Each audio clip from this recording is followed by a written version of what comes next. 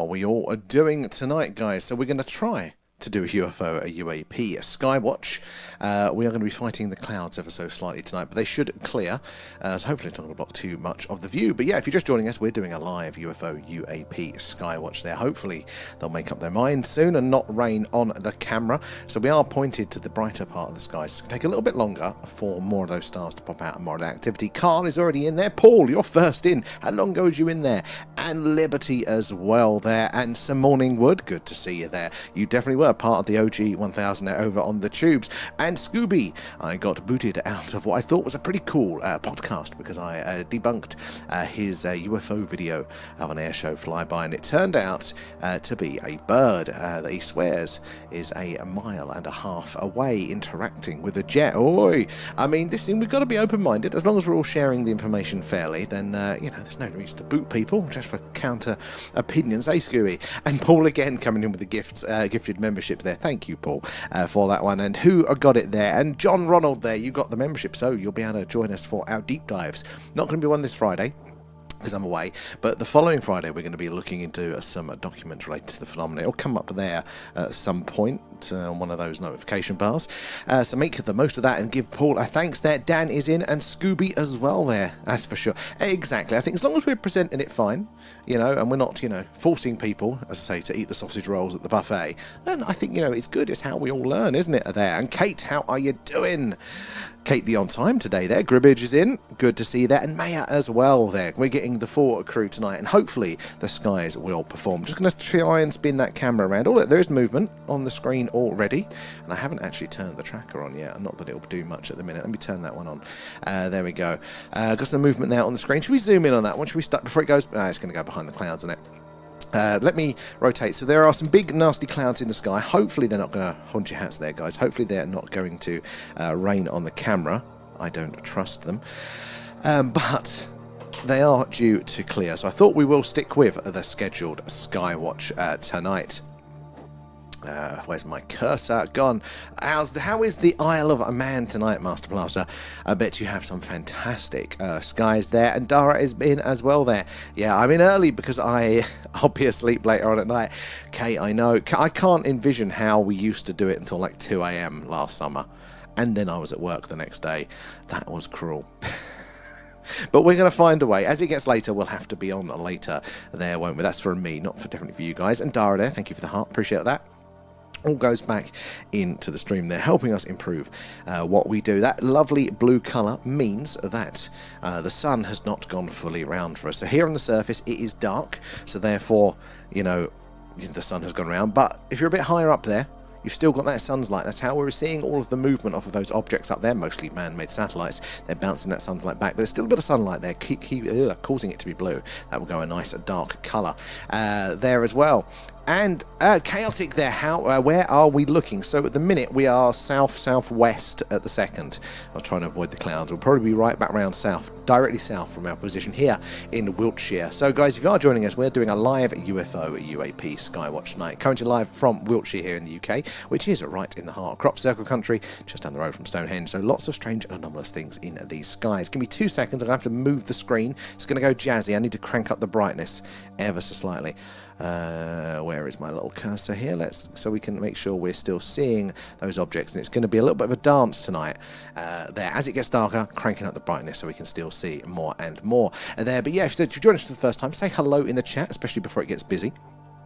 Tell us where you're watching from tonight there, and how do you feel about the phenomena. Love to hear it all from you guys there. And Denny, any chance we can see the moon through the scope? So, not at the minute, because it's not up at the second. So it's normally towards the end of the month, / the beginning, depending which cycle it is, that we'll get it. And then when it's up, there's nothing else to look at other than the damn moon, because it's so bright, it does our night vision in. That's what it looks like when we do look at the moon there, looking for what's called translunar phenomena there, the strange lights glowing and outgassing flashes, all that weird stuff that's been observed happening on the moon there by the mainstream astronomers, and they just don't know what it is. So we look out for that. It's a pain because I have to manually keep moving it because the moon is going really, really fast. Well, our rotation makes the moon look like it's going fast. But yeah, that's when we try and do those there. E.T. is in the house, and Stuart there, and I'm seeing thin white vertical lines there travelling right to left. So good spotting. There's going to be a lot of movement tonight up there, so you want to keep your eyes on those. Most of what we are going to see, and it's going to become clearer as that contrast balances itself out, if the clouds don't get too bad there. And we keep your eye on that movement, because there's going to be lots of man-made satellites flying around up there, reflecting that sun's light back down to us here on Earth. But man-made satellites and ET travelling from A to B up there is going to look very, very similar. The way we can tell it apart, the way we can understand that they are, you know, something more anomalous, is by its movements there. Again, straight, steady course. As far as we know, it's a satellite there. If it stops dead, shoots off at speed, changes its course, its trajectory, anything like that, then for sure it is definitely something more anomalous. So you've got to keep your eyes on it there. The contrast will get a bit better tonight. Start balance itself out there as it gets darker. We can play with the settings. Just need to wait for those clouds to sod off there. So keep up the good spot in there, Stuart. And if you're lucky, the mods in the chat might highlight anything. If you drop the grid in, the reference in, then the mods will probably see that quickly and be able to highlight the grid there. Marcus is in. Thank you for the gifts there. And Joanne as well there. Rich is gone as well, and Ty is already coming in with the shares there. Appreciate that, guys. It's the likes, the shares, the tapping away, all that stuff that helps us reach more and more like-minded people there. Like us. Oh, the whoosh line. So the whoosh line, the green line, is an error. Because we're building this ourselves. It is full of bugs. So it does nothing other than travel across the screen. There. We'll pretend it's cool.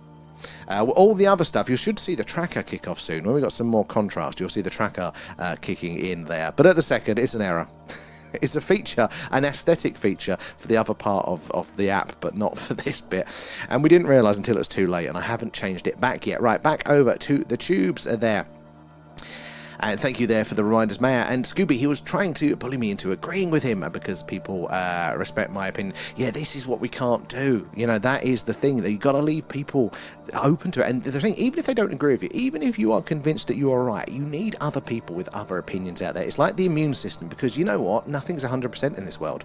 And even if something was true, it doesn't always mean it's going to be true as well. And they're our immune system to react to those changes. We need the people out there that think differently, even if you're convinced that they definitely are wrong there. And I will put that, my deed. Yes, all in the bet. It's a bird for sure. I mean, it could well be. Bambooted.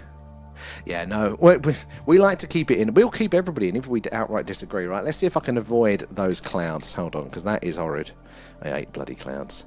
Where are we? Scrolling down and moving the camera around, see if we can get something more in shot there, or something better to look at. They will pass. There is a gap, but we will have to wait for them to pass there. And living light there. Hello. Oh, look, there's some stars. Look, keep your eyes on those. Look, oh, a clear bit of sky. Make the most of it. So yeah. Hello to the one and only the UFO hunt. Welcome in tonight there, living light. Good to see you. And it's a cool accident. Kate, I'm still mixed. Half of the people think, look, it's unnecessary, and that's fair enough. I like all the stuff on screen to actually be doing something. And there is enough on the screen there that it is starting, especially on the tubes, all that data. It's a little bit too much there, but aesthetically it does fit. So I am torn. I'm going to at least put a toggle on it so I can turn it on and off. And maybe we'll put it down to a vote as well. Stuart, I'm a believer. Excellent. Good to have you in. Where in the world are you joining us from there, Stuart? I mean, have you had an experience as well? And Marcus, he loves the whoosh line there. Adds a certain techie vibe. It really does. So, GWAC, I think it was GWAC, sent me a video of, he's got a projector and he's projecting the tubes version, so the horizontal version. Guys, if you're over on the TikTok seeing the vertical, it's cool, but there's so much more going on. Plus, you see more of the sky, less of my face, but more data, more analytics, things being analysed. So definitely check it out at the Thing UFO over there. But the pro move is having the tubes on the big TV and then, you know, your phone out there for the chat over on the vertical. But yeah, so GWAC actually got it on a projector, so it's massive on his wall, and it looked like Mission Control. It looked so good on the big screen. It really did. I'm gonna see if he wants to share that video on the Discord, because it really does look good there. How are we doing, Grim? And thank you for all of the gifts there. Paul as well for the gifts. Appreciate all that. It all goes back into the stream. Help us improve on what we do there. And it's a temporary cool guest then. I mean, it might stay. We'll see what the vote says there. And Paul is in the house there, Joanne. Have you ever tried what's that? A Dyson filter there? Some filter that supposedly captured demons. Oh, I've heard. I don't know that one, but there must be what I've heard of there. So there was ages ago, these glasses, wasn't there? And they had a certain glass in them there, which I suppose filtered it out, and it was reportedly, allowing people to see the paranormal. So I haven't, but I hadn't put two together that might be available. So, there's a little Alan. There's a little Alan. Hello there. So that's a very good shout there. Jordan's as well there. Grim coming in, feeding Alan. Nom nom nom. Thanks, guys. As well. And Tara, it was you there, my opinion, and Marcus as well, feeding Alan there, Grim. Nom nom nom, thanks, guys. Thank you guys for all of those, and that was Tara with the little alien there, and Paul, thank you. I said it all goes back into the stream. But yeah, definitely that's a good shout for an update. I wonder if you can get that and make that into like a camera filter there. And Stuart as well, thank you for the follow. So guys, do make sure you're following, subscribe, whatever it is, wherever you are there, because we're on pretty much every night. And if it's a clear sky, or if we're expecting it to be clear, we do a live UFO UAP Skywatch like tonight. If the moon's up, I can be bothered, we do a moon stream there. We see all the craters, the details, talk about how weird some of those sightings have been. If it is a cloudy sky, as might be, and I've got it ready to go just in case, we do an alien or radio signal hunt there. So we're always searching for something related to the phenomena on the same frequency as the WOW signal. Where did we get to in the tubers chat there as well? And May, you got a question? Fire away there.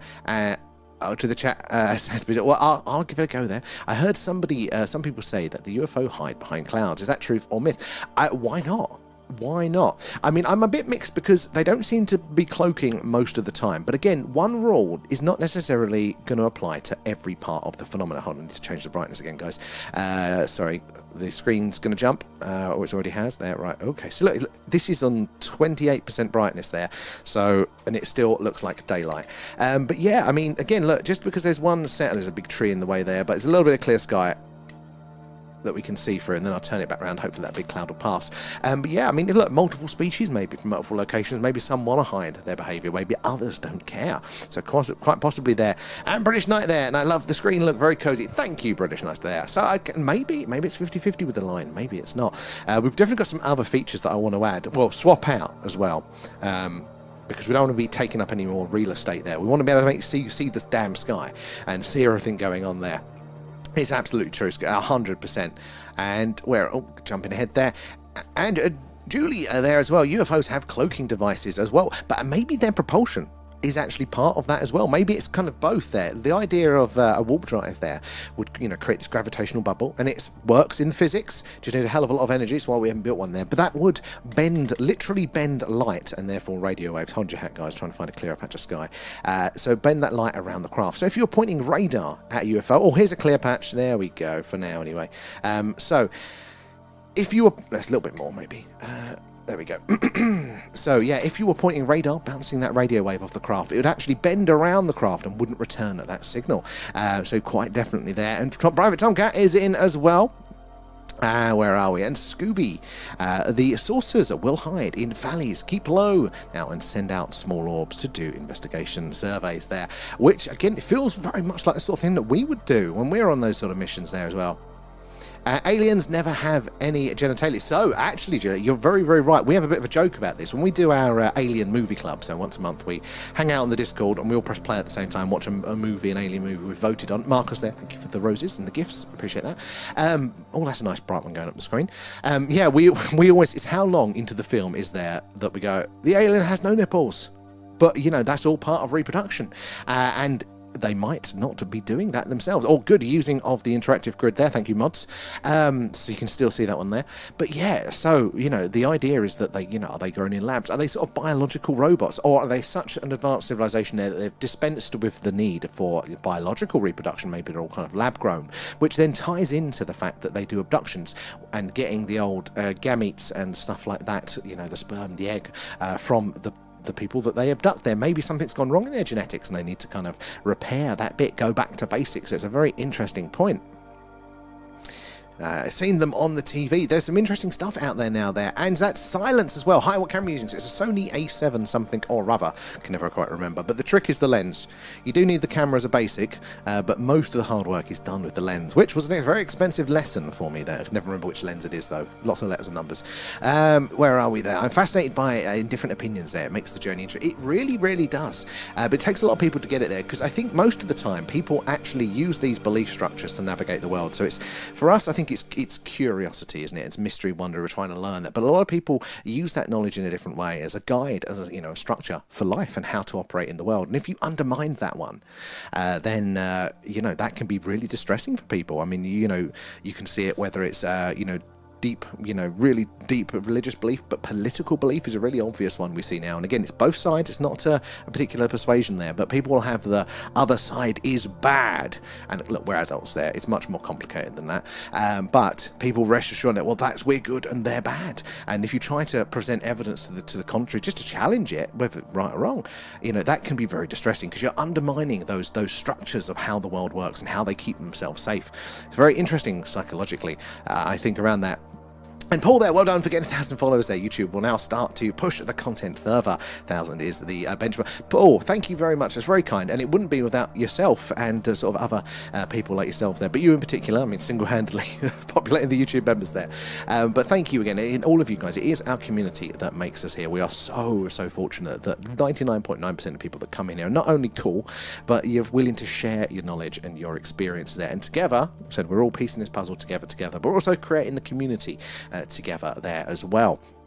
And probably using the 30k ISO, right? So it's that sounds. I mean, the ISO. I think we're on about 8,000 at the minute, and we might go up to about 12,000 or is it 12,500, something around that sort of range. It's not we're not pushing it as much as I thought I would. But what I know about cameras can be written on a postage stamp. It's literally this one works, guys. Great, we'll use this one. Good spot in there, Oliver, as well. And you're right, most probably are going to be man-made satellites. There's a hell of a lot of them up there, and in fact, I think 16,000. If we were seeing more or even equal the amounts anomalous objects versus the man-made satellites, I'd be worried. That'd probably be invasion time. So we've got to keep our eyes on that movement there, because flying around up there, man-made satellite and ET are going to most likely look very, very similar. The only way that we can discern between the two is going to be by their movement. So they're stopping dead, shooting off at speed, changing course or trajectory. Something like that is for sure behavior that a satellite just cannot do there. And so good spotting there, guys. So I'm going to bounce back over to the TikTok. Let's see where we got to in the chat today. I'm across 2-3 chats tonight, so I'll take it in turns there. But do say hello, ask your questions. It might just take me a minute to get around to them there. I do scroll up to the list there. And I love the whoosh line. Thank you, Marcus. And when Paul is in there, and Jordan said, have you ever... No, that's where we got to there. Where Rio is in there. Are these clouds going to do one there? I've got... Rob Tubbs' phone off the graph. Oh, for the grid. Oh, you're doing it as well, Kate. You're on 2 devices there. You're monitoring on one and you're doing the grid control on the other there. Now, that's a champion right there. Thank you, Kate, for that one. Hopefully, they're going to do one. It is on the forecast that there's a nice big gap. We've just got to get through this wisp, so I'm sure it'll pick up in a bit there. And Rich is there also in. Also, got you on the big projector screen. And yes, it's awesome. So see the things moving through. Thank you, Rich. Have you got the tubes version up, the horizontal? Because, the data that we have on there, I think it's pretty cool. But just seeing it was really, really awesome. I hate seeing my own face. It's pretty weird. But seeing the sky and all the stars on there and then the tracking lines really does look like mission control. And the new Skinwalker Ranch series starts tonight there. We'll notice everybody drops off as soon as that happens. I'm still on the first damn series of that. And Jay's there. What's that moving in B? So I'm a bit far behind, but that was most probably one of the many, many man-made satellites. So again, there's a lot of them up there. And they're going to look very similar to the UFOs. It's going to be that movement that tells it apart. I mean, flashing and coloration can be interesting, so they're worth a look as well. But keep your eyes on them. Even if they've gone in a straight line across the screen so far, you never know. It just takes that one little turn. And we're actually asking quite a lot there. We're probably filtering out some anomalous objects there, but we just can't tell any other way. We are working on some data analysis for that might help us refine the search. But yeah, you've got to follow it because, we're asking for ET to realise he's left the gas on and then do an interstellar handbrake turn. Right over the camera there. So again, we're probably going to filter out some of those ones. And Ginger as well, welcome aboard there. Jay, good spotting there. If you are new here, do say hello in the chat as well there. And Deborah, and good evening from the Highlands of Scotland. How are your skies tonight there? Stuart there. You need to look up the President Eisenhower meeting with the Greys in the 50s. It's very interesting. Is that the one with, oh God, what was his name? Valiant Thor one, that was but I know there's lots around Eisenhower, again perfectly timed. I think, you know, for post Roswell, it feels like there is something there to it, isn't it? Keep up the good spot in there, Jay. Again, even if I don't get to your grid references, the live chat and the mods will, so at least they can keep up to date there and highlight the grid if it's interesting enough there. And Trump there thought he had met an alien and then realised it was a mirror. It was the best alien. I can't do an impression. How you doing, Gon? There, Alan's out there, so with his magic unicorn cherry vape. Grim coming in with the shares. It is the likes, the shares, the tapping away, all that stuff there that helps us reach more and more like-minded people like yourselves. In fact, actually, tubers in particular. But it might be worth doing a hashtag UFO, possibly for the TikTok as well, and then putting in the grid reference if you're spotting something there, because then that way I can identify those ones easier in the chat when we're scrolling through there. So Grim coming in the shares, but yeah, the likes and shares, they do help us reach more and more like-minded people like yourselves. And the more eyes and minds on the phenomena, so the more we can all piece this puzzle together. Where he gets to in here is there as well. And Tommy, wow, I'm loving the new setup there. Fair play. Thank you, Tommy. I do appreciate that. It takes a while to figure these things out. You've got to, Tommy, honestly, if you think this is good, right, you've got to check it out on the tubes, right, at the Thing UFO, the horizontal version. There's so much more data and analysis going on. It's just the start. It looks brilliant, even though I say it myself, so you've got to check it out there. But thank you, Tommy. And together, Kate, exactly with the stickers there. And Bob Lazar is very interesting, 100% there. Very interesting. I think it gets more interesting over time as well. There's a slight delay, so there is a delay, but it's you have to get the feel for how long it is. I don't know if it's our internet maybe being slower, but they should be a little bit closer now. But basically the video comes in to me, then down to you, then to press the button. So there probably will be a bit. I think it's if you kind of predict the next box that you think it's going to go into and press that one. That might be a way to do it. It takes a bit of work in there, but where are we there? The tube. You are excellent. You're looking, Rich, on the tube version. So much better, isn't it there? We're used to your face. You poor things, you've come accustomed. There's a song. I've become accustomed to your face. Classic romance song. There. And I've seen, was it Midday over Grays in Thurrock there. Stuart, have you been in before? Because I used to live right near there. I grew up in Basildon. And then Southend. We only recently came to the country here about a year ago. I probably told that story all over the time, but I never saw anything back there. I don't think I just looked up enough. But during the day as well, midday sightings, even more interesting. They're much rarer as well. In Nepal, Skinwalker on Set is a good series. I've watched a few episodes and I liked it, but I just, now doing the stream, all of my time is doing this or preparing for it. Or work. But I literally, after the stream, when I'm packing things away, I might get like an hour or so before bed, the silly times in the morning there, to catch up on a podcast.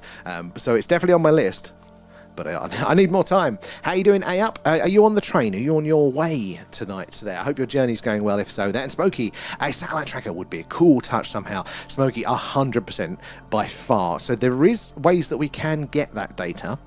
It's basically telling, I can bring it in, but it's then getting the computer and possibly AI assistants there to know what part of the sky we're looking at, and then go, right, we're expecting this satellite, there is one, and it's matching up. So we're very much working on it, but it's just a tricky one right there. But I think, yeah, you're right. If we could start to label them, and therefore we at least would know if it's identified, it could really help us with it there.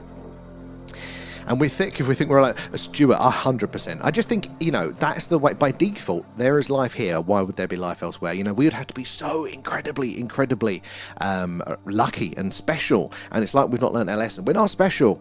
We're part of nature. We're just one of the many there. Tubes. Oh, yeah, we are, Tommy. Yeah, it's at the Thing UFO for that one. But it's definitely a better view. And it's like, it's a second or so. It's better than it was. It was a good 10 seconds the other day. But yeah, it's a bit disorientating with the delay coming out and stuff there. Thanks for the heads up, though, Kate. I'll see if I can speed it up more. But I'm not sure the luck there. And Rachel, how are you feeling today? Good to see you in.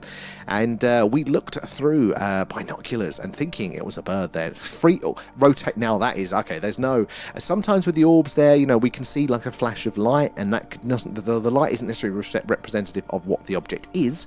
It's just a bright light. But if you're seeing the free orbs rotate, that is very, very anomalous. Immediately you think that is something stranger there. And A-Up, loving the stickers there and the hashtags. Let me quickly bounce back over to the tubes, you guys. Where were we in the chat there? Got to the satellites there. Keep your eyes on the sky. It's exactly Shocking vision there, Maya. Me too. It's contact lenses or glasses all the way there. And Inspector Morse, how are you doing? Oh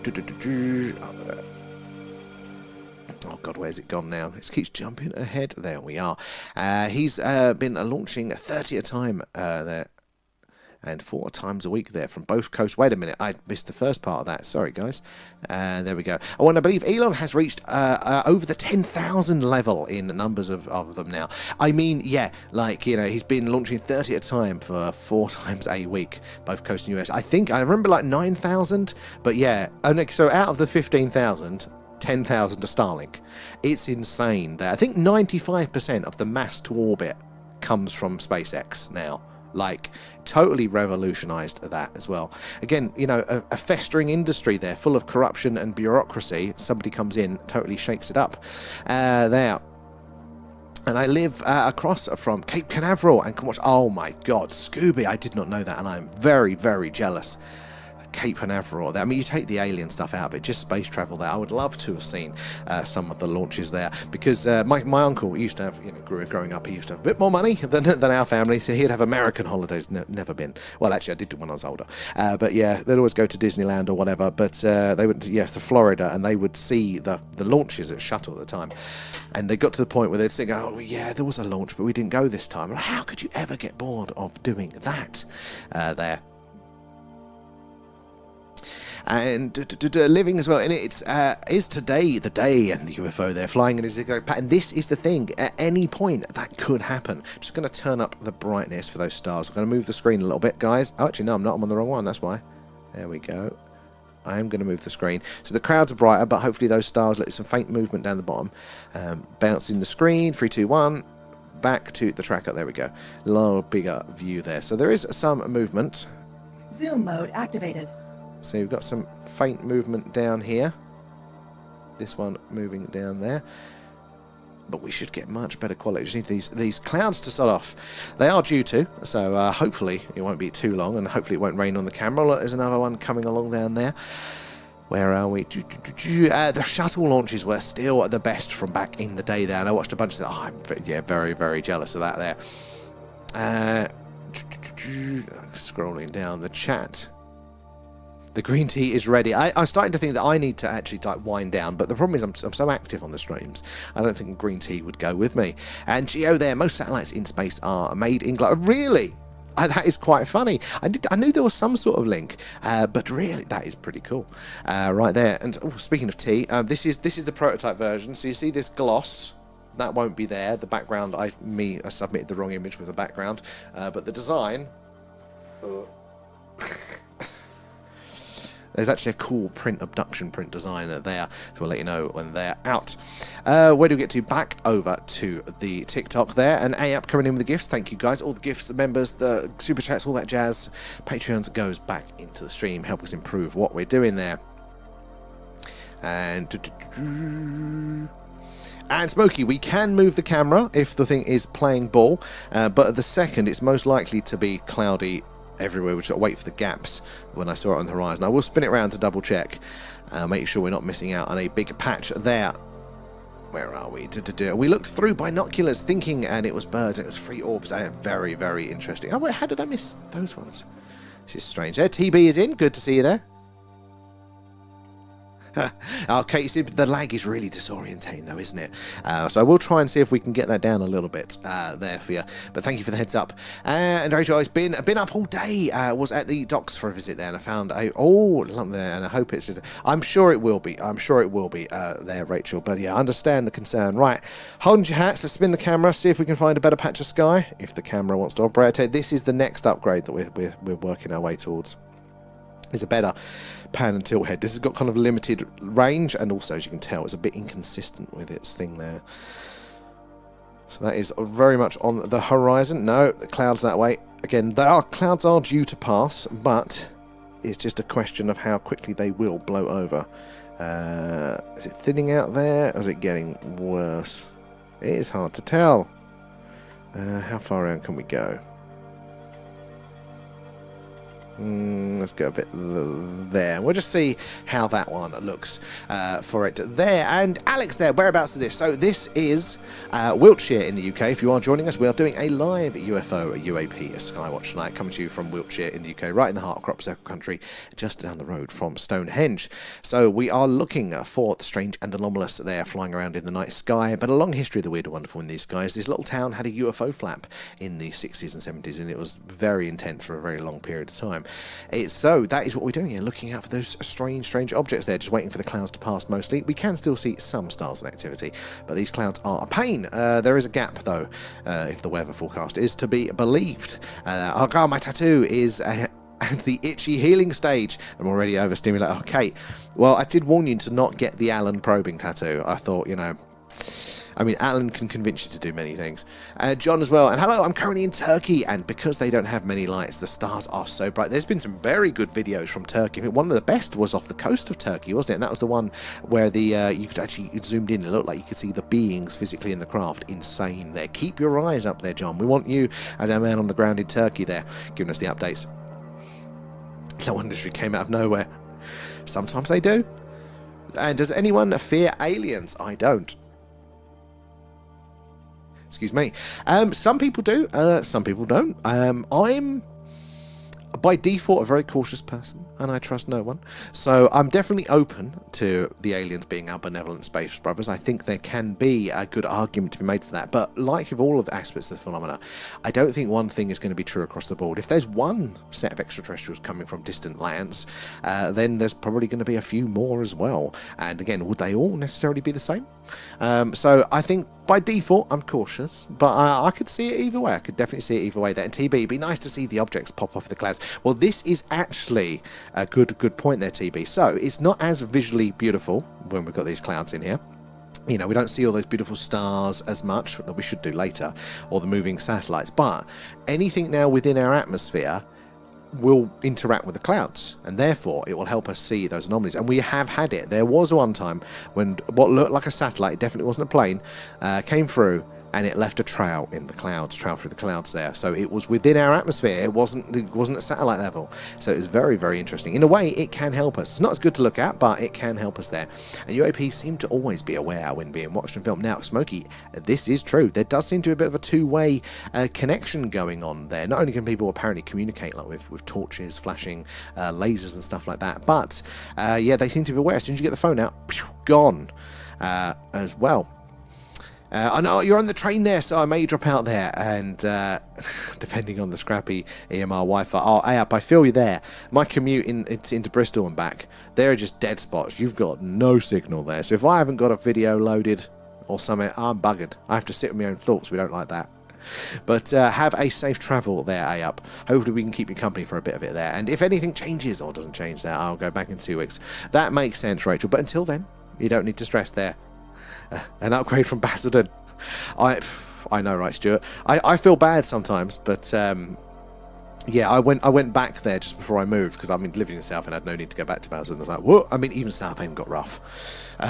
So definitely, it's too chaotic for me. I had to move to the country. And I tell you what, Stuart, actually, it's like 90s Essex here. It's really lovely. The signal as well. No, Alan, but what I got was worth it. Oh, you have to put a picture in the chat, Cave. Okay, unless it's like spicy, like you're writing there. And Tara, how are you doing? Thank you for the heart there. Where are we? And Sean, I can't wait to see them and hopefully one day meet them. Actually, I mean, even if they are a bit nasty, part of me wouldn't mind meeting them as well. Think of that, you know. Yeah, that is, you don't get a chance to experience that a lot, do you? And Joe, the evening, mate, how you doing? We're doing well. I'm just waiting to see how the clouds pan out. It was meant to be clear. Let me just double check the weather hasn't changed, because you know what? Weather has a habit of doing that, doesn't it? Let's have a look.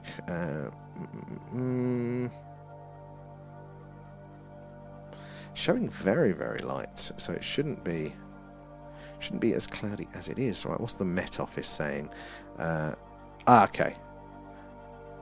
Right, these are apparently rain clouds, so I have to be very cautious. I'm going to run outside. But no, there is there is gaps, so big gaps as well coming up. So hopefully, if we're patient, guys, it will pay off for us there. How are you doing though, Joe? Then it's been a while since I've been back to the stream there, but I'm glad to have you, Joe. And it's all right, guys. This goes for everybody. That you don't have to be in every night. We love you always to hang out with us there. But you know what? Sometimes you get a better offer. Sometimes life gets in the way. Or you know what? Maybe you want to break for aliens there, but maybe come back to us in 6 months' time. It's all cool, and we just love to see you guys when you're in there. And look at the quality of this, by the way. The TikTok there, you've upgraded. Thank you, Joe. Very, very recently. You've got to check out the YouTube version because we can't fit as much on the vertical for the TikTok, so it looks better. Thank you. But the tubes, there is I'm so happy with how the tubes has gone. They've got lots more data and information, more of the night sky. It's definitely worth checking out that one. Southend is dead rough. It is bad. They're not like it used to be there. And how are you doing, Tara? We're all good here. I mean, other than the clouds. TB, do I fear aliens? I'm not sure. The movies don't do them justice, but I'm on the same mind set as Simon Pegg. Oh, what did Simon Pegg say on it? That could be an interesting angle. I mean, this is the thing. Movies, as far as we know, fiction, but we have also got strong beliefs that they use them to spread certain narratives, so we have an understanding of the phenomena without them actually disclosing. But in case there's, some form of disclosure that happens quite quick, we as a society have a bit of a foundation. But which bits are true, which bits are fiction are there?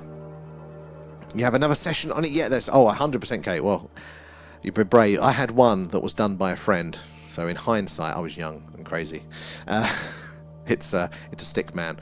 And Rachel, no new visualizations from Icarus there. I'm a little nervous, but trying not to stress about it. I can imagine they've got so much going on there, especially with how busy the world is as well at the minute there. And with CE5 sessions, the UAP, the lights, the beings don't seem to be as camera shy as they do. That's a very, very good point. Like, if you catch them doing their thing, they do seem to be a little bit camera shy.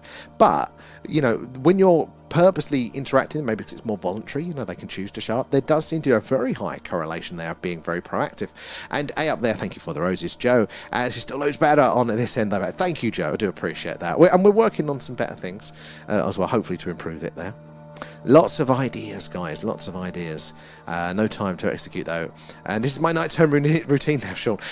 I did not realise how many people use this to go to sleep to, because my voice is horribly nasally, and I can't stand the sound of it, which you'd be surprised doing this. And obviously I don't shut up. How the hell does anybody use this to kind of relax and wind down? But hey, if you're enjoying it, falling asleep to it, wonderful. In fact, I had to cancel the upload just now, but we're going to be off for Friday and Saturday night. I've got to go away for that.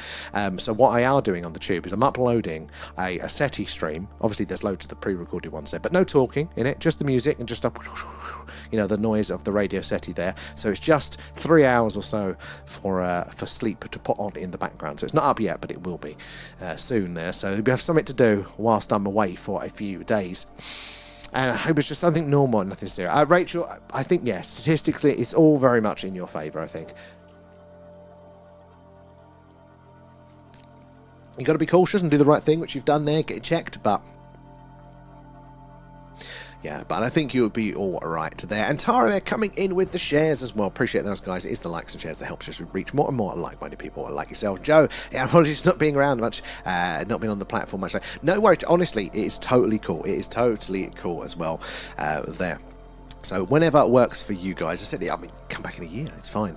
We do love having everybody in, but it's totally cool. And you don't have to chat if you don't want to. You can just hang out quietly, but we do love to hear from you if you're up for it there. And Dara, I use it to sleep. I'm going to start, getting like, what do you call it? Like the old, I start exercising like Control, and I'm just going to put in loud noises 3 hours into it to wake you all up. Like car horns and things. I'm not. Joe there, the background music is quite therapeutic, to be honest. That was the first bit of music I found. We lucked out with that track. I think the track does like 90% of the lifting on this live. Let's be honest. It's a calming touch. That's very kind, Kay. I'll give you the 20 quid later. And I think it has a lot to do with with trust there and the shyness part. That's probably a good point. And trust is a very interesting thing there. It needs to be earned, doesn't it? You can't just trust by default. You need to have evidence that people are going to, act in ways that you can predict. Oh my God, those clouds are thick. Can we find a gap? Again, the weather report says, they're going to pass. As long as it don't rain on the damn camera. See me moving fast. Oh no, is that gaps? Yeah. Oh no, that is gaps. Oh no, that's the way it's moving. It's moving. The cloud is going into that bit. All right. Yeah. Well, we're losing the battle for now, but it won't be forever. There are those gaps on the horizon, so we'll have to be patient, won't we, guys? Are there? But we are meant to be doing a live UFO UAP Skywatch. We can still, in theory, see them. And in fact, the clouds might help because we'll see if there's any interaction with them there, physically parting them, maybe. It's definitely part of your routine there. I feel like lost when I'm not drunk. I'm totally up with the same. And it sounds like something played in a physio or massage place. Yeah, it is a bit, isn't it? Space massage there. It sounds like somewhere that Alan would hang out on. Yeah, we know what you're up to, Alan. And for the alien part there as well. And Oscar, how are you doing there? Can I say for 5 there? Thank you for popping by, Oscar. I hope it's all going well. Good to see you there. Sadly, is that a bit of a gap? Hold on, let's spin it back round. Yeah, sadly, we are fighting the clouds a bit tonight, so it's more of a cloud watch. I have got the SETI stuff as a backup, but they are meant to pass, so let's see how we get there. How are you doing, Drewski? And it's definitely my sleep routine that I can't sleep if you end before I'm gone. Oh God.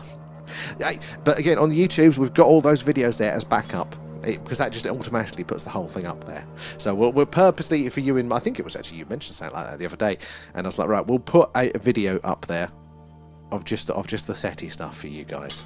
And Joe as well. So basically, it's been a while since I've been around there. Are we all happy, basically, that the US has confirmed that aliens exist now? It's actually mixed. I'm happy, and I think it's a brilliant, brilliant step in the right direction. But yeah, I mean, some people are, no, I want to see the bodies, which I can kind of understand. But I do think, practically this was the best way to do it. And I think that's why CE5 works. It's done with open heart and mind, and with a love there. Regular sessions really help build a trusting, and that is, it has to be out. They have to see, because without them knowing you, they're not going to know what you're going to do, are they there? And heads up, if you have a VR headset, go to YouTube. It's massive, and you can watch it on the ceiling there. You know what? I didn't sit with a VR headset. I've not really tried VR. What a weird experience. Maybe we sort of get one of those cameras that gives you the full 360 view, and you can physically be out in my garden or something with us there. So you can see all of the stars live, and I haven't cut my grass. I've seen it on the projectors, which we mentioned earlier. I think it's GWAC has got it on the projector, and does it use well, Rich? Got us up on the big projector and on the YouTube version, and it is absolutely incredible. It's like mission control when you can see the damn stars, clouds. It's like the singing bowls. Wait a minute, what's that? Oh, the singing, but yes, actually, I was like, what are we talking about here? I was thinking bowls, as in what old people do. No, singing, but I know what you mean now. And Thomas, what do you think of the soundtrack to the X-Files? Do you think it's scary? There is a tone to it, Thomas. There's an eeriness to it. I could see how certain people can do that. I mean, I had a friend growing up when I was really, really young, my neighbours. One was the same age as me, one a little bit older up there, but the one the same age as me, he hated religiously the introduction to, War of the Worlds. Dun, dun, dun.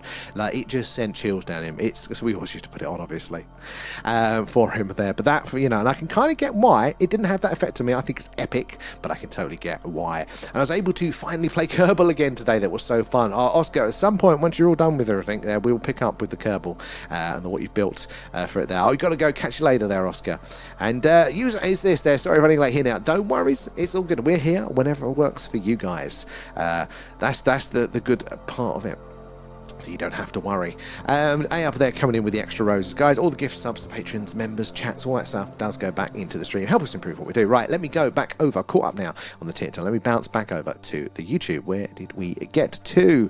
Oh, there's a few of your messages, guys. It's a bit tricky, this chat. It doesn't actually tell us how many is in front. It just... So I think there's none, and then right, where did we got to around here, didn't we? Shuttle launches, yeah, we got to there. Right, Rusco is in. How are you doing? You made it in there, time to kick off tonight. Perfect, Rusco. Now, sadly, clouds, but hopefully not for too long there. The weather forecast does say that it is going to clear nicely. We just have to wait. Hopefully it doesn't rain on the camera there. That could be an expensive mistake there. And you have to find and follow the hole in the clouds. That's why we need the better little tracker thing, because the movement thing. Bloody thing is... doesn't work consistently, and they're trying to keep up with the moon is a pain there. The nice t-shirt there saying, do you have any for sale? Thank you, Living Light. We actually will do. This was the prototype one, and as you can see, because I'm a silly plum, I didn't remove the background and it's printed to black, so you get this glossy square.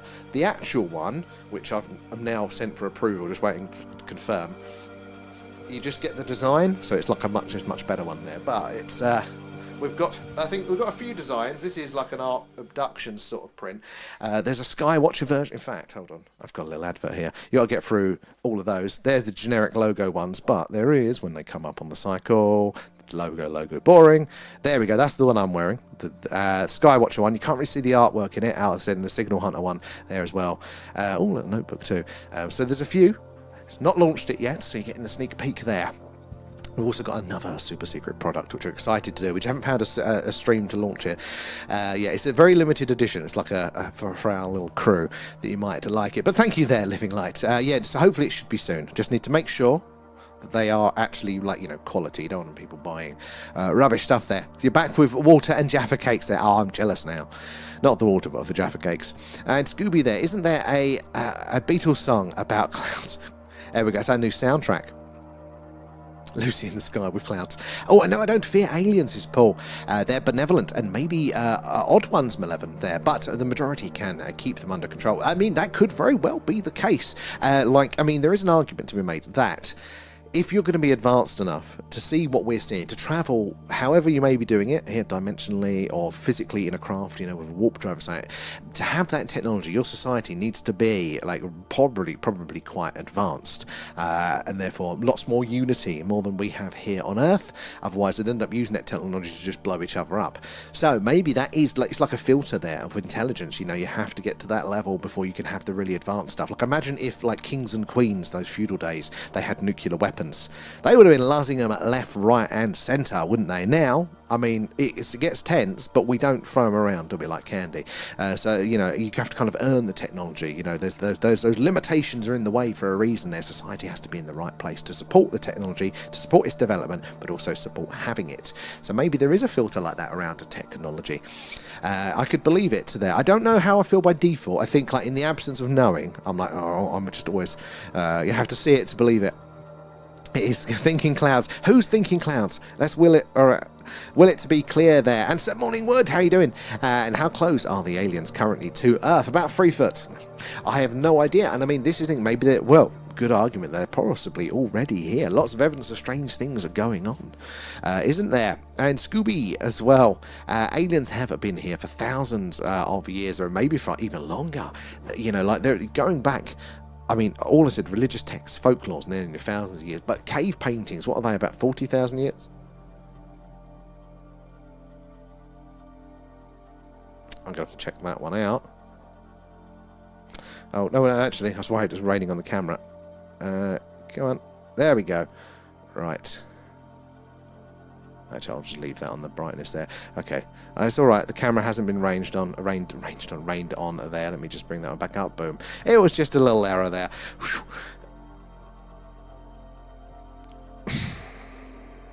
Fuck it, we'll just do it this way for now.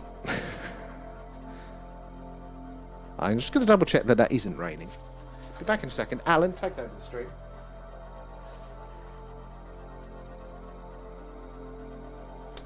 Alan can't take over the stream. I'll be back in a second.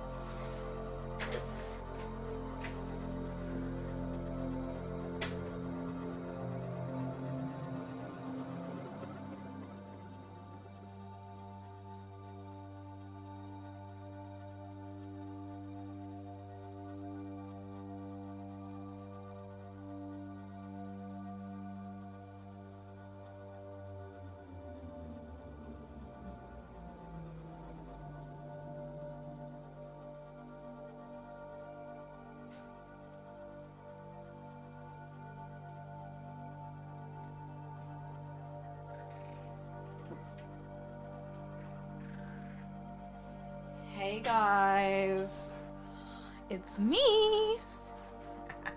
I hope I didn't make anyone jump there. I know going up an octave can be a bit jarring. Oh, I see why he suddenly ran downstairs. The signal is gone. Was that the reason he ran downstairs, or is he playing with something now? He came down and he said, could you go sit on the stream for a little bit? Let's lower that down a little. Hi. How is everyone today? I understand that Sam's been showing you some of the merch we're designing, which is really exciting. What have we got? We've got the t-shirts, and we have really cool, there's a Skywatcher one, and there's a SETI stream one, and there's like this really cool landscape one. That's the one Sam's wearing at the moment. We're just still playing with the shop a bit, playing with some of the designs. There will be some cute Alan ones at some point as well, which I'm very excited about, including one where Alan is being chased by a orange carrier bag, so that'll be funny. But not there yet. We're working on it. But do have a look once they're live. I'm sure Sam will let you know, and you can see the really cool designs we've been working on. These ones are sort of like quite cinematic, and yeah, they'd look really cool. Like you might even wear one even if you weren't watching the stream, so that's fun. Sam's back now, so I only got to talk to you guys for a minute, but it was lovely to say hello, and I hope you're all well. And oh, I got some B12 tablets, and they arrived today, so I'll let you know if I start getting more awake or not. Let's go. I might get you in a bit. Or could you keep sticking your head out like once every 20 minutes or so, just to see if it's clear skies again? What I've done is I haven't brought the camera in. I've chucked my jacket over it because it's only very lightly spitting. So there's minimal stuff that can break. Oh, we're doing that. Excuse me. Right, temporary signal hunt. Camera is still out there, but it is spitting. I thought let's not take the risk. That's expensive to replace. So I've chucked my jacket over it, as you probably heard there. Let's just hope the rest of the electronics are all right. But yeah, those clouds should pass, so I'll just keep Leanne looking out there for that. But until then, we're going to be doing an alien radio signal hunt there. So we're searching now on what's called the hydrogen line, those lines on the center of the screen. There, the channel on the radio dial where scientists theorize that if ET is out there, that's where they leave the message, where they heard the wow signal. So we're always doing some form of analysis here. Again, we've got the camera still out there, so when those clouds pass, if the weather forecast is to be trusted, we'll get back to the UFO. UAP Skywatch there. Let me catch up in the chat. Where did I get to there? Sometimes I think this is Maya there that they do live amongst us. It is a possibility. Maybe that is what they're getting to. There was rumours, wasn't it, that is part of the disclosure that may be coming there. And Munion as well there, Raven. That's not clouds there, it's an alien mothership, contrail there. I mean, could you imagine? You see it in some of the Hollywood films there, that would shit me up. Geo as well, you can tell them through meditation.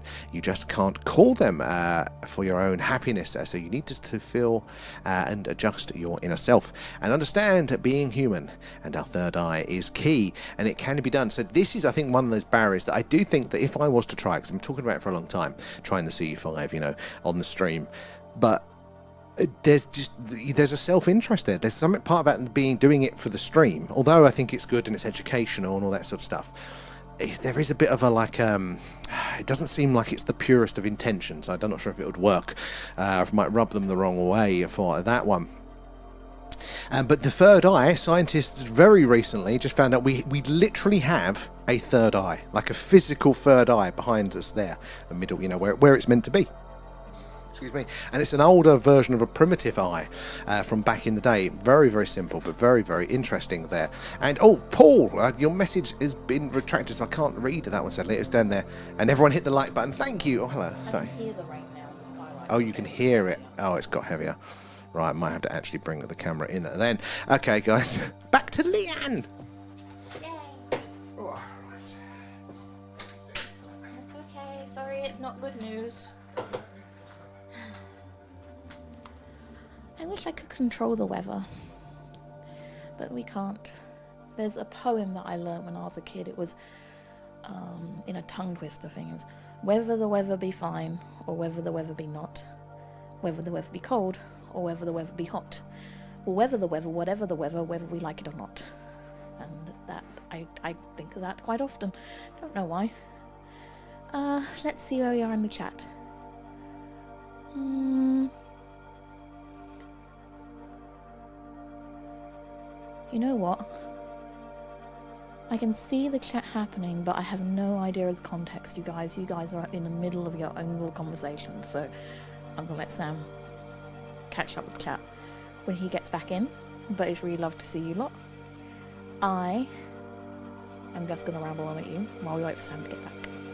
So, Sam's going away this weekend, so there won't be streams.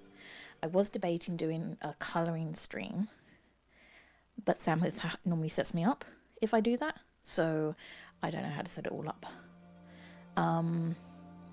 So yeah, I think we'll be giving you guys a break from the streaming this weekend while Sam's away. But please, if you miss us, if you need us to sleep, please do go onto our YouTube, where we have all the recordings all up there for you, and we are working on a very special 3-hour long cosmic background stream video that you'll just be able to listen to without Sam talking over the top or anything like that. It'll just be the nice music and the of the radios. That'll be nice.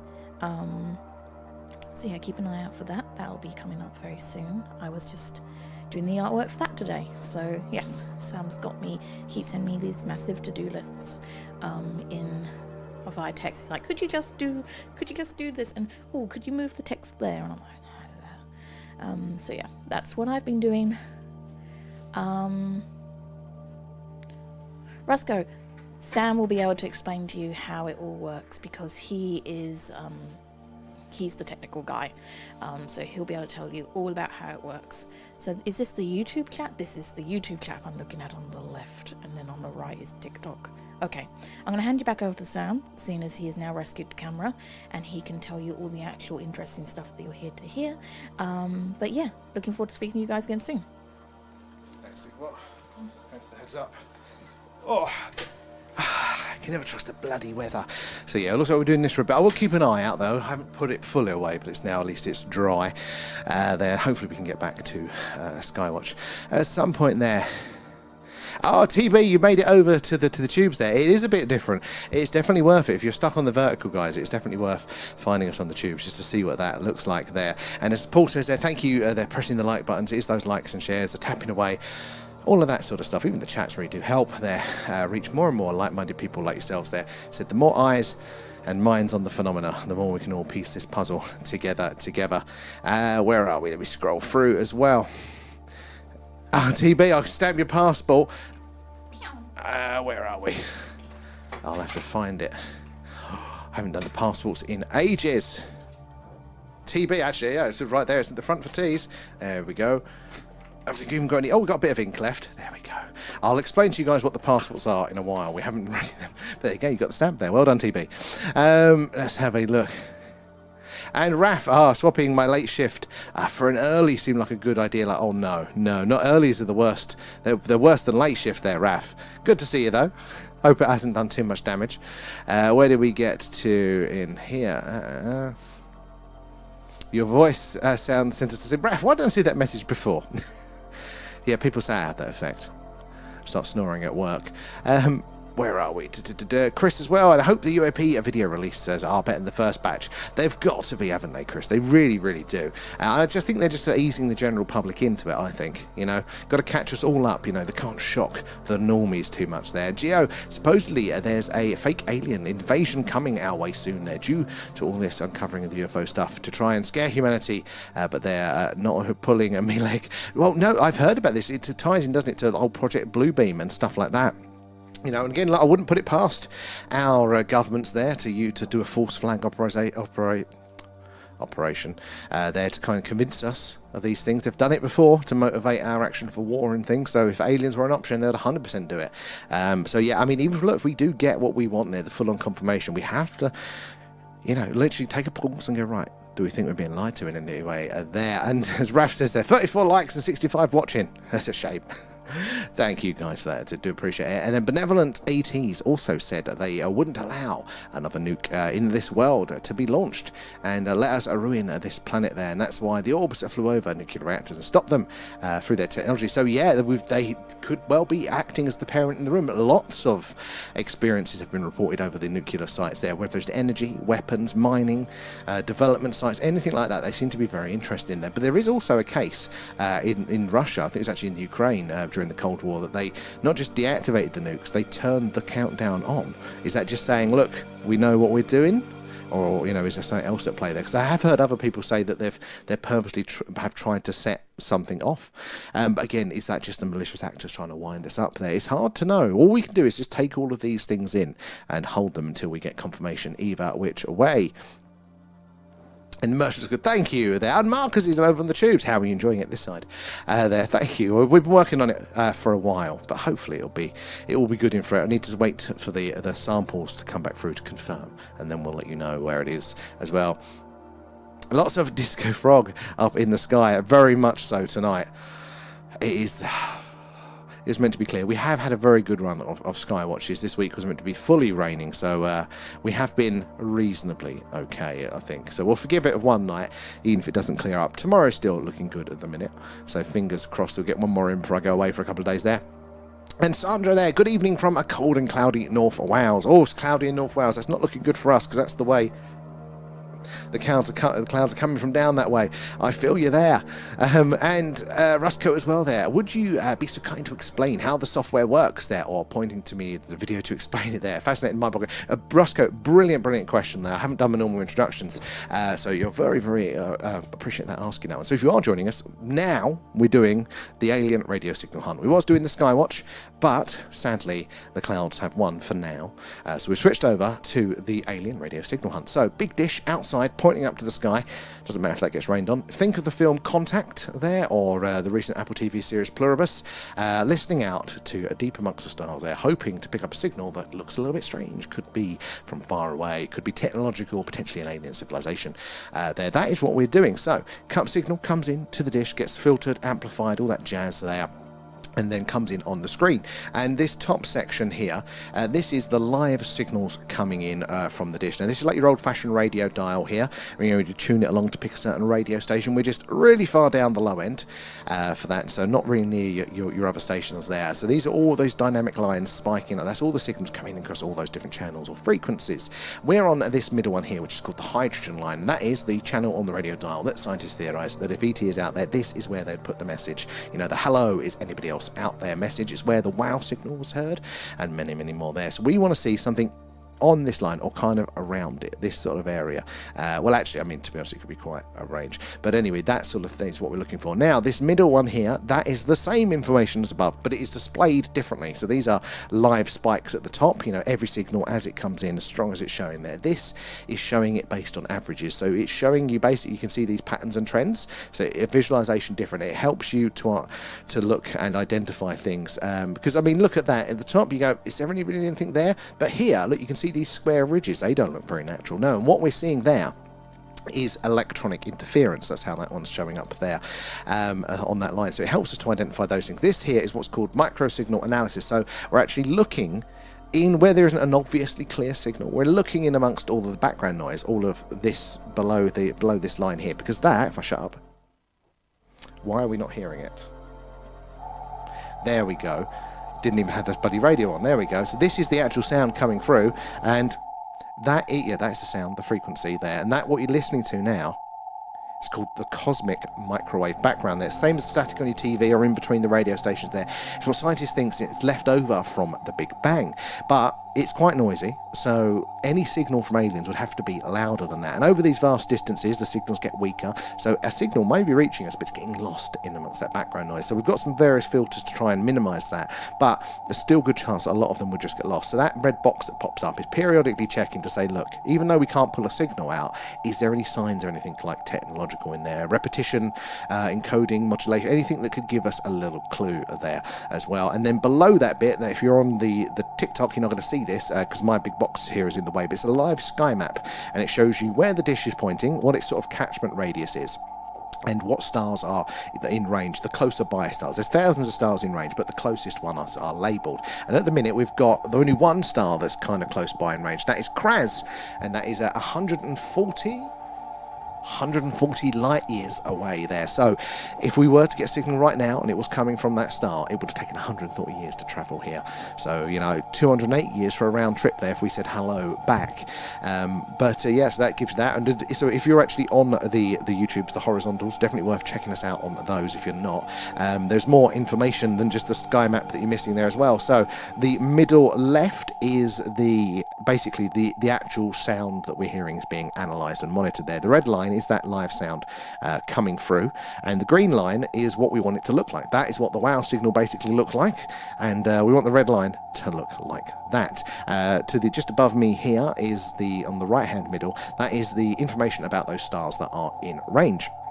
So a star that's in range there, it will label it, tell us how far away it is there. Do we know of any exoplanets, so planets in its orbit there, and also how much how much energy a signal would need to reach us here on Earth and for us to be able to detect it. So currently that's an estimated 220.47 gigawatts of energy for a signal from Kraz to reach us here. That is a hell of a lot of energy there as well. And again, also just below me here, we've got solar wind speed being monitored as well there, and the geomagnetic index is over in the bottom left as well, being all sort of contextual information there. Also solar flare index directly above us as well, plus weather and stuff at the top. Lots of information that could be contextually relevant in any signals the way it may get. I wonder if this still works. I've got some buttons that can trigger the alert so you can see what it looks like. I haven't done this in a while, so let's see what it looks like. Hopefully it's not going to be too loud. Alert. Signal detected. There we go. That's what it looks like if we get that one. And if you notice, the stars that were in range at the time, they go green as potential candidates as well, if you can see the sky map. But that's what it would happen there if we get something that triggers that threshold. That's what we're doing. We're listening out for that tonight. And hopefully we're going to get... Let me just check if this video is working. Sorry, guys. Why my bloody video's not working? But hopefully we'll still get to go back to the Skywatch. Brilliant Skywatch. Brilliant question there, Arusco. And Sandra, having a chat to there. I hate that. Where is it? And no worries, Roscoe. And Geo there, do it alone there, the CE5 there. Outside, you will know yourself when to do it there. Thoughts will tell you, and I recommend. I've done it, and it said last night, a red and black sphere appeared. Oh God, that was your story. Yeah, that was a very, very interesting one. I mean, I don't know if I can do it alone, because I'd be a bit bloody nervous of that. That's the thing. I kind of want somebody with me, or at least, sort of you lot there. But if it's not going to work, I'd have to at least find a buddy there. And Golden Valley, how are you doing there? Good to see you. And it's day off work tomorrow, though, so I'm on the lookout 100%. Will hang out with us tonight there and make the most of the day off as well. And it felt what I was flying to tell them when I projected myself out of the atmosphere and left a message and must have, I remember this, followed me back. After opening my eyes, I looked up and I saw them enter the atmosphere. What a phenomenal experience there. It's an interesting sound, third eye activate. Some people love this sound. I don't mind it. I think it's quite relaxing. A lot of people hate this sound. For them, it is, it's like, static. Well, it pretty much is white noise there. But it's interesting. I mean, again, if we get a signal, just spike up right now, you'd hear it. You'd audibly hear it, so verbally. Again, it's unlikely to be aliens going, hello, Dave, or anything like that, because the way we encode speech into our radio signals is through modulation there. We're putting data within what is an organic property. Radio is organic. We just adapt it for technology there as well. So we're unlikely to get a clear message, but it's possible. Pretty clear here in Herefordshire. Oh, you lucky. But maybe it'll be coming down because we are getting from down your way. So maybe we might miss that. We might be able to get the camera back out there. The Galactic Alliance, is the Galactic Alliance they're working with humanity? It's a good question there. Are you checking the radio waves for messages? So, Paul, any sort of signal. So it doesn't even necessarily have to be a message. A message would be cool. But, I mean, the first thing for us, the most amazing thing that we can do at the minute is detect a technological... I've just hit the thing. Hold on. I have to reset it now because I got passionate there. Sorry, guys. Need to restart the radio. There we go. So it is a technological signal not from this Earth. That is a big slam dunk. Aliens, there. That is the thing that we're most keen to get there. What that message means or says is next step. It would be probably quite difficult to decipher it because, first of all, you're going to have language, and then do we even share our same experience of reality and consciousness? Maybe we're so different that, it's not even just words that are getting in the way or lack of there, but we also might not be directly a message. We might pick up radar or something like that from them. Might be a technical. We are purposely listening out for a message. The hello, as anybody else said. That is what we think would be most likely to happen on this frequency. Their ET communications could be through a totally different medium or on a different channel on the dial. But this one is purposely thought of to be the place that, look, if you want to send a message out there to unknown recipients, then this is the best place to have it. We're going to most eyes and ears will be on this frequency, always monitoring it. So we'd expect that more likely than not. But yeah, radar is the most powerful signals that we currently send out there to space. In fact, our radio and television signals, they get very, very undetectable very quick. They, in theory, do go far, but like the size of the dish you would need to detect them is planetary size. It's insane. So yeah, it's the stronger signal sources like radar and stuff like that we could very well pick up. It might just be alien technology that comes through as well. But it's a good point there, Paul. Right, let's bounce back over to the TikTok, see if I can even find where we were in the chat with you guys.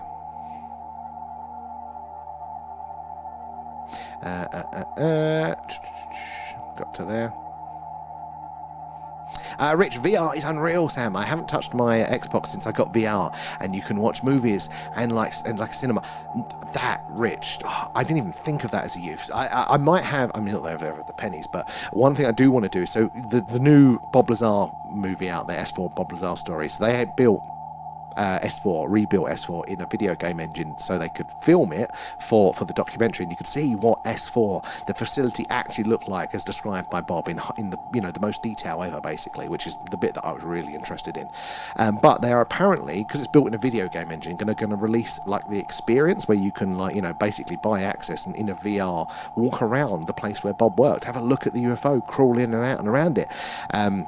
So when they do that, that'll be an excuse to get the headset, I think, then. And maybe we'll do it like with you guys live, so we'll stream it, and we can all have a look around, S4, and you go, what's down there? What do the toilets look like? We'll have a go and a wander together, looking out for all of those things there. And imagine going outside, check the camera, and the bird's done a business on the lens. It's going to happen at some point. I'm more worried about doing it on the inside of our inside birds. God, they just go everywhere. They don't like to be trained. And Joe there, I thought it was a big sign when they started telling religions what's to come and try in hand. Yeah, Joe, I think that was a big sign. Totally on it, and how they can handle it, 100% there. And Rachel's, is Skinwalker Ranch new season on tonight there, or is it just the US? Oh, good question. Is it worldwide release? I don't know. There, and Mark there, you've got the bonfire on again, sadly. There, hopefully it will pass though. I've left the camera by the back door, so it'll only take me a couple of minutes to reset it back up. There, blaming Jeffrey. As well, and Joe, but considering the government's told the churches to prepare, it surely shows that they're real. I think you can deduce that, I think, quite easily from it. Now the question is, I don't believe it was technically the government. So the recent ones there were people that worked in the intelligence industry and some government officials that were off their own back holding these conferences with the church because they're religious and they wanted them to prepare for the information. So now, did those guys have the right information? Are they being honest? Is there? So there's a little bit of room. It wasn't necessarily an official one, from my understanding. But what was official was, I think it was last year, the Vatican updated its guidance, didn't it, to priests, which was, basically, don't worry about aliens, lads. It's all part of God's plan. It's fine. So it doesn't work. I think it's something along those lines. So I think you're right. It's the same thing, Joe. There is indicating that they're getting ready for something now. Do they tell us tomorrow? Do they tell us in 3 years? Do they hold off even though they've done some groundwork? All up for play. But it feels like that they are feels like there's a bit of desperation to it. Maybe there is a reason that they need to tell us before a certain date there. Run, Forrest, run there. I know, I am not fast. I'm still panting.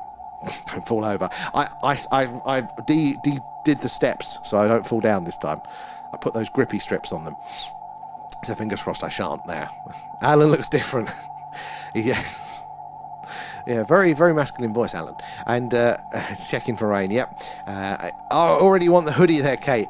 Do you want the logo hoodie or do you want the one of the design? I can never tie. We did the logo one by default, but the most interesting ones are the designs. Would you prefer the full abduction print on the hoodie or just the normal logo? So let us know there. And Joe, is she very English or a little bit Australian there? She's very English, no Australian in the blood, but she tell you what, Joe, she might be picking up on the old Aussie stuff because she's obsessed with Australian comedians. It's all she bloody watches. I've not heard the C word so often. Constant Australian comedians. So she's probably picking up the bit of the accent there. You detect the Kiwi. Oh, you want that one too? We'll send you the catalogue, Kate. It'll be fine.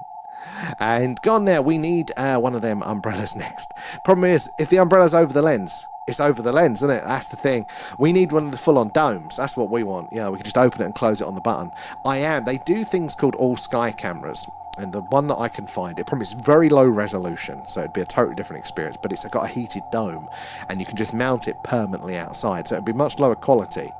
And they're probably, clouds and stuff. But maybe it's like somewhere that maybe we'll put like a live feed permanently on, on the website, because we've got lots more features coming to the website. So this, what we're doing right now, guys, on our website, hopefully very soon, and just waiting a couple of parts to connect it, you'll basically just be able to tune in to do your own searching whenever using our dish. It'll just be always on. You can log in and just monitor it on your free time if you want to log anything interesting. But we've also got a signals dashboard as well, so there's going to be actually, let me preview that because we can still listen to this in the background. Hold on, you're going to see all of my back end stuff here. So blank screen, hold on, let me load. Sensor dashboard. There we go. So you guys on the TikToks, you can't see a lot of it here.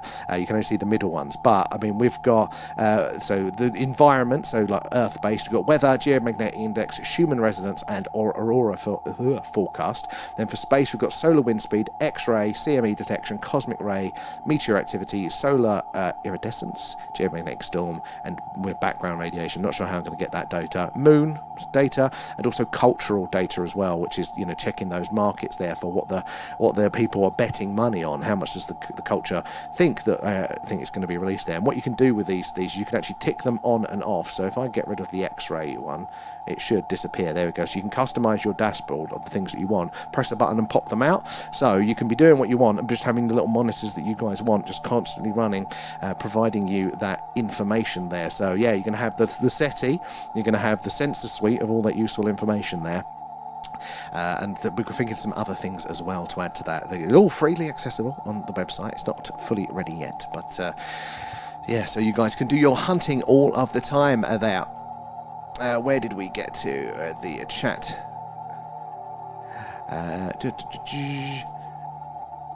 Let me scroll down there. And Ken there, the sky calls to us. If we do not destroy ourselves, we will one day venture to... I 100% agree. I really do. I think it's inevitable. Unless there's a catastrophe or something like that, it's inevitable. So I love that, Ken. And Roscoe, it's absolutely brilliant there. I'm supposed to be doing paperwork, but it hasn't moved. And nor have I since tuning into the channel. Roscoe, thank you for that. But also, that reflects my current productivity and my actual job.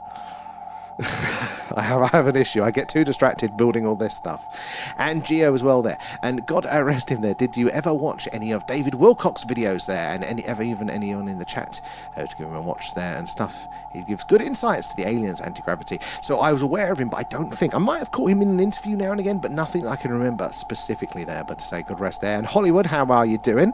Where are you joining us from tonight? Is it Hollywood? How are you doing? Right, let me get back to the TikTok. Where did I get to in your chat there? The VR. Skinwalker Ranch. Don't fall over. I was running down the hill, wasn't I, at that time? Leanne being Australian. And Holly there, good evening, and watching you on the tubes again there. What are we doing tonight there? Holly, well, welcome in if you're still with us there. So we're now doing an alien radio signal hunt. The weather started to come out, and sadly... oh, Blue Nose, thank you for the heart there. How are you doing, Captain? And A up there for the other roses as well. Appreciate that, guys. All goes back into the stream. So yeah, we've had to switch over, because it's raining on the camera, to the alien radio signal hunt. So we're now searching what is called the hydrogen line. That is the frequency or channel on the radio dial where hydrogen naturally emits a radio signal as it sort of decays, and that's the most abundant element in our galaxy. So it provides this really good baseline for radio astronomy, which means that there are always eyes and ears on this channel. And we think, and scientists think, that basically because of that usefulness, it's always telling us about the universe. There will always be, alien scientists would be the same. They'd be monitoring this constantly, regardless of what their communication technology is. Maybe they use telepathy or a quantum sort of product, but there'll always be eyes and ears monitoring this for those scientific purposes. So if you purposely want to have a message heard, hello, is anybody else out there? Or rescue us, our sun's going to explode and we can't get off the planet. Whatever it might be, this is where they think that message would be. And it's where we've heard some anomalous signals in the past, like the wow signal. So that is what we're doing tonight. They're live radio monitoring and various other bits of analysis. And we just want to see that big spike on the screen. So that as the Earth rotates, that dish is sweeping across the night sky, passing over those various stars and their planets. If we get lucky, if we're in the right place and at the right time, we might detect that signal. And if we do, again, it'll only be on screen for between 30 to 90 seconds there. With the speed that the Earth is rotating, that dish is going to sweep on over and off that whole planet in 30 to 90 seconds with that distance there as well. And I'll pass those on to Leanne. M to the C, how are you doing there? Saving the camera. Yeah. I've got to put myself in the, things I do for you guys. And Drewski, you're a lucky man there. The wife's living. Thank you, Drewski. I am very, very, very lucky there as well. And Joe says, hey, how you doing? From she's Leanne from New Zealand, though, just Southern English. Yeah, she's Essex born and bred. As well there, but yeah, a lot of Australian content for that one. And have you ever pointed the dish at the moon? Oh, good question, TV. I don't think we have. There's a chance that it's kind of gone in range or gone in front of it, but I mean, there are a lot of other anomalies, not just this frequency. This is for that type of signal, it's the best place for it. But there are still other anomalies in radio, other frequencies of interest there, which we don't check yet. But the moon could be an interesting one. The issue we have is that we're not, it's a fixed position. It involves me crawling out on the roof and undoing some nuts and bolts to kind of point it in the right direction, which is always a pain in the ass, to be honest.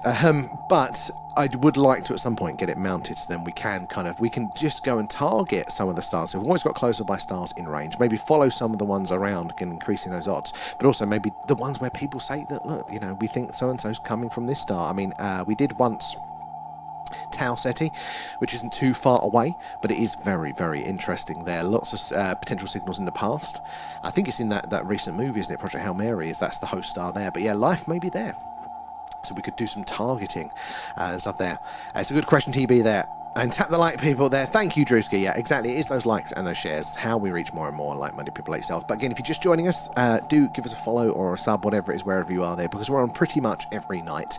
It's either this if it's cloudy, or the alien, or the UFO UAP Skywatch there on those clear nights. Occasional moonlight too. If we do go through a run of bad weather though, and we've done about 10 of these in a row, then we'll mix it up with an alien video game or something to keep my sanity there. V missed the button. I know. I might give you the guys the button there for fun, or some actual buttons that do some things. And Mr. Anomalies there, have you thought about using radar there? Likely to pick up a fair amount of anomalies. I would really, really love to, Mr. I did look into it once, but it was the power. So sort of what sort of range that you can kind of get with certain radars. And I think our technology is getting better. But I couldn't find anywhere that wasn't having to sell my house to get a dish or something, and then also licensing it. But I'm sure there's going to be a mid-range something there. I mean, that's a good point. Ships use it, don't they? There's got to be second-hand nautical options that I didn't check. That could be very interesting there, Mr. Anonymous. They're giving me ideas. My house is going to look like one of those mad scientist house from a kid cartoon, with all the weird antennae on the roof and stuff like that. And I love the idea of it. They're giving me ideas there. And Vaz there, have you seen the UFOs in the Ukraine in the news? Oh, no. Very in the early days, in the beginning part of the recent conflict, there was some stuff going around where people some footage, and they're going, is this artillery? Is it not? There's a bit of a two-horror. I saw that, but I haven't seen anything recently there. And by the way, the AI mentioned to be very careful sending any signals to the cosmos, as parts might not be. With friendly, yeah, I mean, Vaz, you're very, very right there. So we're just listening at the minute there. So we're SETI, the search for extraterrestrial intelligence, but technically we call it HETI, the hunt for extraterrestrial intelligence. So we're a bit different. Don't tread on your toes. But there's something called METI, which is messaging extraterrestrial intelligence. So we're listening only. The dish just receives the signals, and to send a message, it would require a hell of a lot of energy. We as a species have technically only done it once. There, we sent that purposeful message saying, "Hey, we're humans. We're on the third planet from our star, and we're carbon-based life form. Blah blah blah." We sent that message once, very briefly in the early 70s. We haven't done it again. We used our most powerful transmitter at the time, which was the Arecibo radio telescope, which is also a space radar, basically, which we've lost now, so we can't do that anymore. But yeah, it takes a hell of a lot of power. We need a big transmitter, but yeah, we're listening only. And people do say that lots of people want to send that message out there. And a lot of other people, including important scientists like old Hawkins, Stephen Hawkins, he says probably best not to, because you don't know who's out there, good and bad. And that tells you something very interesting, that somebody with that scientific background, normally they're like that, they would be, if they didn't believe in aliens, they would just be like, do what you want, there's no aliens. You know, that's what you'd get from a Neil deGrasse Tyson or someone like that. But Stephen Hawkins, a little bit of a scientist he said probably best not to, which that means in his scientific mind, it is more than plausible that there is a risk of there's likely to be intelligent life there that could even travel to us. So yeah, I find that one very, very interesting there. I wouldn't mind sending one message out there, but again, you don't know. Probably not worth doing it there. I want the bag, and Leanne was talking about a bag, was she? The Alan t-shirt, yeah, we've still got to do that one. That's got to come soon there. How are you doing, Waffle, as well? And Thomas, what do you think of the Janice Air Force? Do you think that they are carrying the alien bodies there? I don't know. What's Janice Air Force? I've not heard of that one. Is it the Janet flights? Because we've heard of the Janet flights from Area 51. And those ones they're the crew, basically, or the worker transport, because Area 51's out in the middle of the desert. Closest place is Las Vegas, so the actual workers, they commute in by plane rather than bus, don't they? But I don't know about Janice Air Force. And Sheila there. And is it not a radio signal? Sheila, this is radio. Yeah, it's the same thing. It's all the same as our our normal radio, our car radios. We listen to the FMs and AM stations there, but we're right the way down the low end. And in fact, this very frequency, so not only is it very interesting for as a place of where those signals have been heard in the past, but because it is so useful for a radio astronomy, for learning about the universe, nobody's allowed to transmit under international treaty on or around this frequency. In fact, most of our radio spectrum is all chopped up for other uses, whether it's satellite communications, our phone, Wi-Fi, good commercial radio, marine radio, air radio traffic. They all get a little portion of the dial.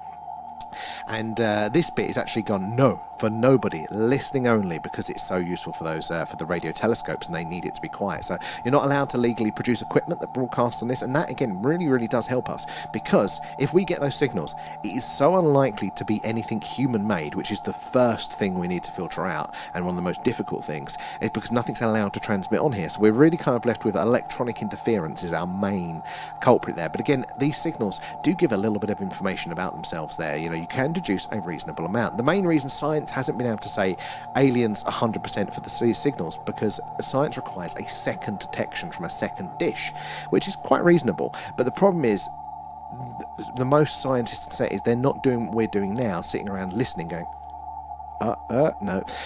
What they're doing is they just get the telescopes to record all the data, and then they can take up to 20 years to go through it. So they'll go through the data and go, oh, that was an interesting one. Right, let's put a telescope on that one to see if we can get that second detection. But the initial detection was 20 years before they realised it was there. And then they've got to book in the telescope time, probably to put a paper. It can be another 5 years before they do that. Then analyse the data, and they go, oh yeah, there's no signal there now. Well, it's like if my doorbell rings and I wait 3 weeks before I answer it and go, nobody's there, that's rude. That's kind of what science is doing at the minute there. And also, a recent paper did come out to say that, look, the first signals from alien life that we are most likely to detect are probably not going to be hello. They're probably going to be help. Or a warning, don't develop AI, it destroyed our civilization, because, again, the distances that are involved here are so vast that they're going to require a hell of a lot of energy to get that signal from A to B there, to over the vast distances. So for a civilization to choose to put that energy into sending that signal, against all the other things, their science, their healthcare, their space travel, whatever it might be, if they're going to put all that energy into it there, it's competing. And that's one of the reasons why we haven't done it. We didn't allocate any more telescope time or energy or resources. We sent that signal once ourselves. So yeah, that's the thing that, we're not going to get the second detection. They'll only be likely to do it, as I was just saying, that, if they're under threat, if it's the last thing they're going to do, if they want to purposely, say goodbye, or maybe upload all of their knowledge to the galactic internet, letting everybody else hope, give them, this is what we discovered, can you take the baton before we're gone? That's when they're going to be most incentivized to put all those resources into the message rather than into just general day-to-day stuff. So you're probably likely to detect that first. So it's very, very interesting to think, isn't it, there? yeah, like maybe that's what's going on there. Maybe why all of those anomalous signals that have been detected haven't been confirmed, because that's it, it's too late now. Science waited too long there. And Rich there, with tonight's rain there, the hunt for ET life could be wetty. That's very good there, Rich. That's going on a t-shirt now. And Sally there, what have ever received there? Please tell us so. Very interesting question there. And what about the crazy crop circles? Looks like replies to me. So that, Sally, that's a very interesting one there. You know your stuff. So we have the wow signal is what everybody knows, and that interestingly was received only a few years after we sent that message once as humanity. Now the part of the sky that it came to, they were different. We sent the message that way, and then we got a message from that way, as we got the wow signal from that way. And also you got to think with the speed of light, there's a limit of how far that message could have gone, and it wasn't that far for those. There would have had to be somebody quite close by to then reply in time, so it probably wasn't correlated. But it's interesting time frame from the, you know, us sending the signal to then hearing the wow signal that was detected. But there have been many more. In fact, our closest stellar neighbour, Proxima Centauri, may well be regularly sending us signals, or not maybe messages, but actual, we might be picking up on their radio, their radar, maybe their byproduct of things. There's lots of rumours in the background that look, there have been official detections, but the scientists, and you've got to watch out, because the scientists go probably man-made interference or a satellite. And what they mean is, when you look into it, it is that we couldn't prove it was aliens because we couldn't get the second detection, but we also couldn't prove that it was man-made there. So they check and they go, we can't find any source of electronic interference. We couldn't replicate it, which is what science is about. And, you know, we couldn't find a satellite passing by that also broadcasts on that frequency. So that's the bias at play there. Even though they can't find any evidence, they still then go, but probably man-made. When really there's quite a big collection of these anomalous signals that should just be left in that interesting middle ground until we know otherwise. But no, they go, no, probably not alien. Well, probably how? How are you getting that information? It's not scientific to say that. But anyway, there's lots of very interesting ones out there. Now, nobody knows what any of these messages say. Again, there are rumours that maybe one that was detected around the 2000s has been decoded to a certain degree. But again, rumours, how do we know that? But lots of interesting signals out there that could possibly be alien in nature. And the reply, so they call a crop circle, and it's done by it was actually near the Chilbolton radio telescope, which isn't actually too far from me, in the crop field there, and it was, call it the Arecibo reply, because the message that we sent had a very particular format, and it looked in a certain way. And they basically replicated that, but changed the answer. So we like showed a very basic image of our star with, you know, the planets, and we highlighted the one that we were on. They're very pixel arty to keep it very simple for the transmission. And they basically did the same thing, but like they were on a different planet they had highlighted, and on their DNA strands were slightly different and things like that. So maybe they did reply for the medium crop circles there. It's very interesting there. And Shell, as well there, they won't be using radio signals. Our moon is alive with activity. Well, this is the thing. Their communication could be via any medium there. They could be talking to themselves through some sort of quantum phenomena there. You know, we're looking already in today's quantum tunneling there, quantum entanglement. We can't figure out how to transfer data yet, but there may be a way to communicate without the barrier of light speed there for your A to B. But remember, we're listening on the frequency here, and we're listening on radio because radio is accessible. It's actually quite easy, and because it's an actual product, if you want to get a message out there to as many people as possible, then you want to do the easiest method possible, the technology that most people are going to have access to, and that is radio, because it's a natural phenomenon. You get it really early on, and also you don't necessarily outgrow it. Again, like us as a species, we're using less radio. We're actually going to different forms of technology. Aliens, for their own communication, might also move to different technologies, but for learning about the universe, because the radio talks, the universe talks in radio waves. It's a natural thing. You're always listening in radio. You're always monitoring the universe. You know, it's like we don't outgrow our eyes. It's that sort of thing. So if you purposely want a message to be heard, even by the advanced species that uses telepathy to communicate with itself, you probably put the message in radio because you know they're more likely to pick it up that way. So that is why we monitor this sort of frequency here. But the moon could well be. It could well be very, very active there. I mean, there are some interesting videos that we've seen. We've done a few moon watches ourselves, and we've seen what appears to be glowing craters, and there's no mainstream explanation for that. But the moon as a thing is weird. It's beautiful, but it's weird. It's weird as high hell. We talk about those on our Moonwatch streams there. And Sally, after all the Mandela stuff there, makes you wonder if this is all part of a game. They're down the rabbit hole. I mean, you know, it touches on simulation theory. Like I tend to think that it's not that we're in a simulation or a game, but it is that the universe works more computationally than we expected, you know, so it kind of in that sort of way. It's very, very interesting there. And Rosetta, how are you doing there? Just jumping in to say hi and send some. Thank you, Rosetta. I hope you're well. And the other half, good to see you as well. How's the ducky doing? Your stolen property. How are you doing, though? Thank you for the heart. Sally, are the stars are really there? We don't know. See, this is a very interesting angle. So I do believe mainstream science, you know, that stars and roughly, I don't think we've got it 100%. In fact, I don't even think we've got it that well. But I think the basics are probably roughly in the right areas. But I don't actually know that. You know, I'm referring to scientists that are referring to science, and they're going, look, by this maths, we're seeing this detection, so we think this means this. Not many of us have actually gone to these things, you know, and, you know, so there is room for manipulation. I mean, it depends where your foundation of belief is, you know, that's it. How far do you trust? Like, I don't trust science as a whole, like 100% by far, but I do trust certain basics. So I go, look, we're sending solar probes. I don't think that many people are kind of up to shenanigans, but they might be. I think we have to keep the door open for certain things, don't we there? Am I right there? Fawkes has been super sick there, so I've been at home. No worries there. Yeah, that happens, doesn't it there? Well, wish them the best there. Hopefully you'll be well and free for summer to enjoy the wonderful beaches where you are there, Rosetta there. He's going to be... Oh, I'm glad to hear it. Always a very stressful time for that. Oh, my God, rushed him to the vet. Oh, properly sick then, yeah.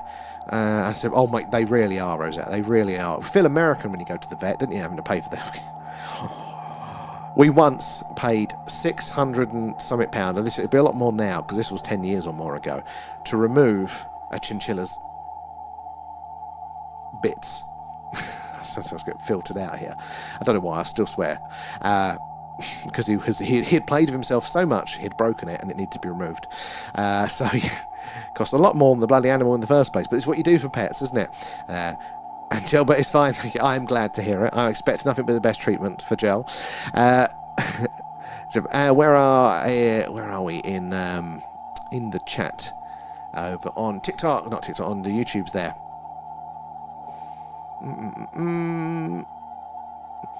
Living like their bats use ultrasound, and what an advanced navigation method, right? It's very cool, isn't it? Just like the radio waves, these are also carried by the 0-point field, same field through which all wireless info is carried. It's magic. So the 0-point field, they used to call it the ether back in the day. I've always found that pretty fascinating, and very many big scientists have come to this conclusion about this weird random field that contains all of this energy. And during the early part of the last century, some scientists, they came up with some experiments, they tested it, and they went, no, there is no field, there's no free energy, blah, blah, blah. But this is something that we haven't revisited it with modern technology. How right were they? Because it would answer a lot of questions there as well. And are you going to do any sky watching there? And Hollywood, we was, but the rain got in the way and I had to rush in and put the camera away there, sadly. I'm keeping an eye out, and hopefully we will... Oh, it is getting a bit late now, so to be honest, probably not actually for tonight. Hopefully, though, the weather is going to be, as planned, clear tomorrow. So it was... Started off, we had a bit of sky, then the rain came in. Let me just double-check the... Yeah, I think it's going to be badly timed for us tonight there. But tomorrow, let's double-check what they think there. Is it going to sort itself out? Because the forecast said it would. All right, okay, tomorrow is looking really clear. So tomorrow night, guys, Skywatch, yeah, but I think it's going to be a bit too late for us now to get the camera out, even if it does clear up. Yeah, still overcast and spitting for us, sadly. And Shan, wow, the screen looks amazing there. And I feel like a kid on the flight in the Navigator. So thank you, Shan. That's what we're going for. And it all does stuff that is useful. It's not just flash for the look of it. Again, TikTokers, we're worth checking out on the tubes at the Thing UFO there, because it's horizontal and there's so much more data and information that is being presented there. You guys literally are seeing 2 bits of information. Oh, there's a couple of bits down there that you can see. But yeah, like you're literally seeing the 2 major, which is the main bit there. But there's all sorts of other analysis going on. We've got information on the stars that are in range. You can see the map where the stars are, where the dish is pointing, and you see the stars moving in range of it there. We've got the actual waveform analysis of the signal. We've got electrogeomagnetic index there, solar wind. We've got what else? We've got as well there. Solar flare activity. There's so much being monitored there that you can see on the big screen. Where are we? And telemetry, oh, where is it there? Telemetry doing its job, yeah, exactly. And living like the observer of the observed are the same single entity there, playing hide and seek across space and time. It's looking very much that way there. Like two mirrors facing each other there. Honestly, the world is probably far stranger than we can even conceive of there. It always blows my mind with scientists, and against that reductionist attitude that they kind of focus in and narrow-minded there, and they just can't see the wonder and the possibility. And syntax are there, and quantum theory shows us how much we don't know about physics yet, but enough to build actual quantum computers. But this thing, we actually, and I think you're bang on the money there, like, we know very little, but what we do know is functional. It's like gravity. We work with it all of the time. We know it's there, but we don't really know what it is, and we don't know why it exists there. That is still very much up for debate. So we have a functional understanding of it. Again, we can build things and operate in the world knowing it, but we actually don't know the root of it, the core. We know surprisingly little. And what else? There's another one that's quite basic as well. Time, it's things like that that we, again, consciousness. Lots of interesting ones there. And Paul there, have you heard of the scientist Sabine Hofstede? I do like her. Yes, yeah. Her channel is brilliant there, and she's done one or two episodes. I really like her, and I think she's brilliant. That if only most scientists had her attitude there, because it's not about believing, this and that, but it's the attitude that she has. She's calling out a lot of the ball with science there. So if you haven't checked it out, and I'll get the name wrong, but it's Sabine Hofstede. It's a brilliant sort of short science stuff there. It's all really interesting. Definitely an eye-opener there. So bang on the one there. So who knows what tech is next then when we know exactly. And this is, we work from what we know. Science works from what is to then what's next. But it's like a tree and its branches spreading out there, but you don't know what about the other branch on the other side. If we haven't gone down that road, we haven't developed that part of the tech tree, there could be so much that's out there. We don't know what we don't know, and it's hard to gauge what we don't know by what we do. So there's so much potential for weirdness then. I did hear a scientist the other day saying, look, there's no mysteries around gravity. But then on the other breath, it is that, but we don't know what gravity is, or we don't know really if it's fundamental and what part of it, why it's so weak. And you go, well then, of course, there's plenty of room for fuckery. It's the strangest thing that gravity can bend. It is, there's so much about it, and I can barely grasp it. I'm nowhere near big-brained enough to really be talking any more on it, but it is so much wonder, and that's very, very interesting there. And Rosetta, my friend's cat, once had to get the emergency surgery because he blocked his poop loop, that's a name for it there, with an olive stone. And I think that humans are a bit silly. Sally there, if we are moving so fast in the universe there, as we are told, and the stars look the same after many, many years, well, they're all moving too. This is the thing. They're all moving too. And I can't fully get my head around some of the constellational sort of stuff there. But, we go around our sun, don't we? And then, or the moon goes around us, we go around the sun. But then the sun is in orbit of the central black hole in the galaxy. We're actually on the spiral arms of the Milky Way. We're all orbiting around that, and we don't know of the next bigger scale. I mean, we know there are other galaxies out there, but maybe there's a larger orbit at play. Maybe it just infinitely scales up and we just can't perceive it. It's mind-bending what the possibilities are out there. How you doing, Adam, as well? And Voyager 1 and 2 there looks totally obvious there. What's the view there? So it's an interesting one. I think with the Voyagers, I will never say anything 100% because my beliefs are based on other people's work. I haven't done the science from the ground up myself there, but I have a few sort of first principles that I go to. Again, so I can never say lots of things 100%, but I lean in towards something like Voyager there. It's like with the Artemis mission that we had recently. A lot of people going, oh, it was fake. And again, I'm not going to 100% say it wasn't, but I think I would fall back in the absence of being able to do the measurements myself, right? Because, you could fake the radio telemetry, you could fake all this, blah, blah, blah. I fall back to why would they?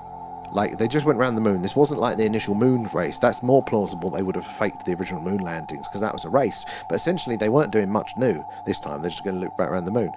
So it doesn't make sense to risk the fake, risking the forgery. They could have just not done it like everybody else. So I kind of fall back on things like that. And it's a similar thing for the Voyagers there.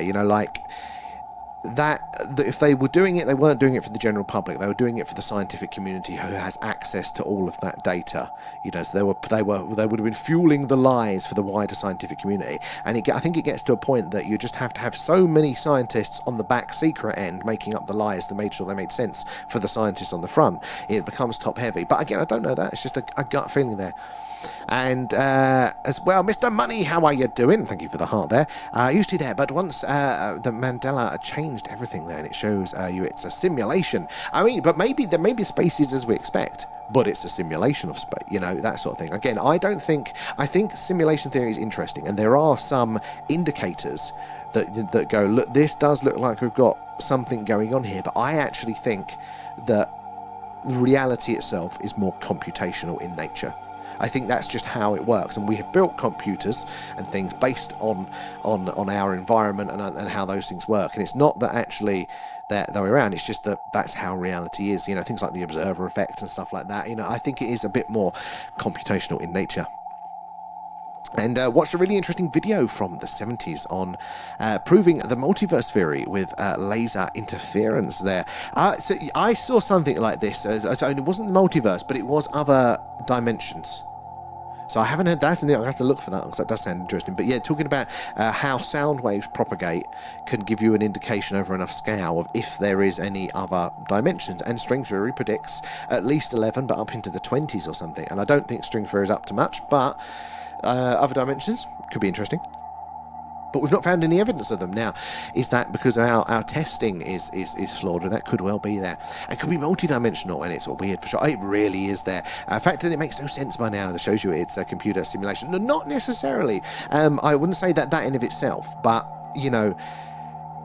I think there are other conclusions to it. I think there is a good argument to be made for it, definitely, but I don't think it's like 100% with it as well. I think because remember, we're only as good as our knowledge and our experience and our culture and our science is there. And again, that's how far are we realistically to having the right tools to understand everything? It's been a long development, and we're probably only scratching the surface of what's out there. So I think until we've done enough testing, until we're like a million-year-old species, then I'll be like, okay, maybe we might be able to get some rough feel for it. But I don't think it's like when people say, where is all the evidence of the aliens? And you go, we're not looking. We're really not I know you can see the stars, but you really can't see much there. There's not much, that we are, and what we are seeing, there is anomalies, but I don't think we've got enough awareness of the bigger picture to be able to give it a full estimation yet. And it could be multidimensional, and it's weird for sure. Could be multidimensional. It's definitely, for a fact, we are multidimensional already. We are multidimensional beings. We operate in 4 dimensions. Forward, backwards, left, right, up and down is your free spatial, and then you've got one temporal, which is time going forward. And as far as we know, so we're already multidimensional, but there might be many, many more as well there. And Bat Lunch is in the house. And does anyone believe in Voyager 1 and 2 there? It seems plausible to me, in the same way that I don't need the pyramids to be alien. We know men and, slaves can chisel stone, although they don't think of slaves now, do they? And chisel and stack stone, that's for me. I can go, right, it's a big task, but I can see that how it's possible. I mean, aliens would make it a hell of a lot easier. And I think there's some definite questions around the civilization that built it, but I don't necessarily need aliens. It's kind of in the realm. And Voyager is very similar. Like the technology that's there, it's all simple enough in principle, it's just, simple is the wrong word for it, but it's not doing like a 10-step jump. Like if they had said Voyager teleported, and I'd be like, right, where's the teleportation technology, all that sort of stuff. So I can kind of believe Voyager with it as well. But again, I won't say 100% across the room there. Look, stranger things have happened there.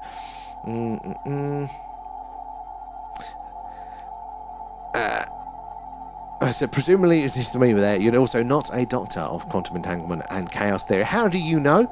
My doctorate is on the wall. Just can't see it there, Rosetta. Where I bought one online, and there is so much behind the veil there. The things I've seen over the years, there, ghost monsters, I think there is so much more to it. And again, like we as humans are trying to go through this world to paint a map of our environment, to understand it. But in the same way that when you pull up Google Maps, that is not an 100% accurate representation of the land that you're looking at. A, the scale is off. B, doesn't tell you. You can't feel how hot or cold it is. You can't feel the breeze that may be passing through that land there now. You know, there is so much. It's just a diluted version, quite heavily. And look, that's a lot better from the paper maps we had. You're now getting more information, at least colours, you know, and things like that you're getting on the map now. But it's not the territory. It's very, very different there as well. And we as science, we're making maps of reality. That's what, you know, general relativity is there, and quantum physics and all that sort of stuff. They are maps trying to understand the reality. And we often make the mistake of thinking that the map is the reality, in the same way that you know, just looking on Google Earth and going, well, I can't see that road there on Google Earth. And you go, mate, I'm fucking standing on it. His map ain't been updated. There's a lot of that going on, you know. We don't see what we don't know there. So Adam as well, and I think people forget the forging of something like that would also be ridiculous. And that is another part. It's things like that that I kind of fall back on, like just the laziness of humans, but also the physics. And technically it's a physics thing, you know, like you need to fake that, you know, energy has to go into that. So where does that energy come from? You know, and well, money is a version of that there. I mean, there's a lot of money going elsewhere, but if they were spending those missing trillions on that, why? What's the theory that makes it worth it? And there may be one. Like, I'm open, and they could afford to lie years ago. They possibly. An historian recently found proof that the Nile used to flow incredibly close to the pyramids. Yeah, that's a semi-common one, isn't it? That one, because they know, isn't it? The actual, we've got the causeway, isn't it, that comes from the main one, right here down to the Sphinx Temple, and they think that was a branch of the Nile there. So yeah, you know, you could have got boats and stuff like they floated the stones. But see, that's the interesting thing. You'd think, wouldn't it, Rosetta? But we have got no evidence that they had suitable boats to do that. So if you look at the weight of those stones and you calculate the materials that they had to build those boats, they would have to be like ridiculously wet to catch the buoyancy. And I haven't done the math, so I don't know. But as far as we know, the level of construction of their boats, of the recorded boats that we have there, just nowhere in hell. It's like the Olmecs, you know, those big stone heads that are out in South America, the massive carved stone heads. The theory is that they floated them down, you know, the Amazon River or whatever. And it's like, okay, let's do the maths on the boat. And the boat is like wider than the river to support the weight of it like that. And again, I don't know, I've not done the maths, but you think, yeah, there's got to be something going on there. But, you know, you'd think, you know, stones are a way of, you know, of doing it, you know, like of floating it. You know, could be an easy one there. And look, you've got the causeway itself. That's a solid stone path coming straight up there. So it was definitely done for some, and they know that some stonework was done though. So, because they found, didn't they, the logbook from a captain, basically, you know, reporting his journey of just taking some stone up the river. I don't know if it was attached to a pyramid product, but it was literally to their, you know, so it was a good fit. But like, yeah, the bigger ones, like, how do they do that? It's actually true, yeah. Air pockets float ships there. So this is interesting. I was recent, is it? They've known about for years. Honestly, because that's the whole thing. They drilled those things. They knew that was a riverbed in front of the Sphinx when they did the core holes. I think there was something to do with it being they've traced the particular branch or something, but knowing that it came right up to the Sphinx temple.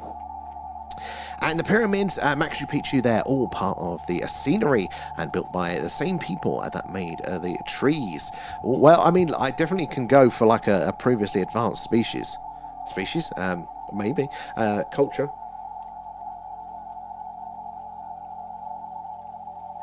I think there's a lot more play in our linear development than there is currently assumed. So I think there's a lot more room for that one. And Pluto, how are you doing now?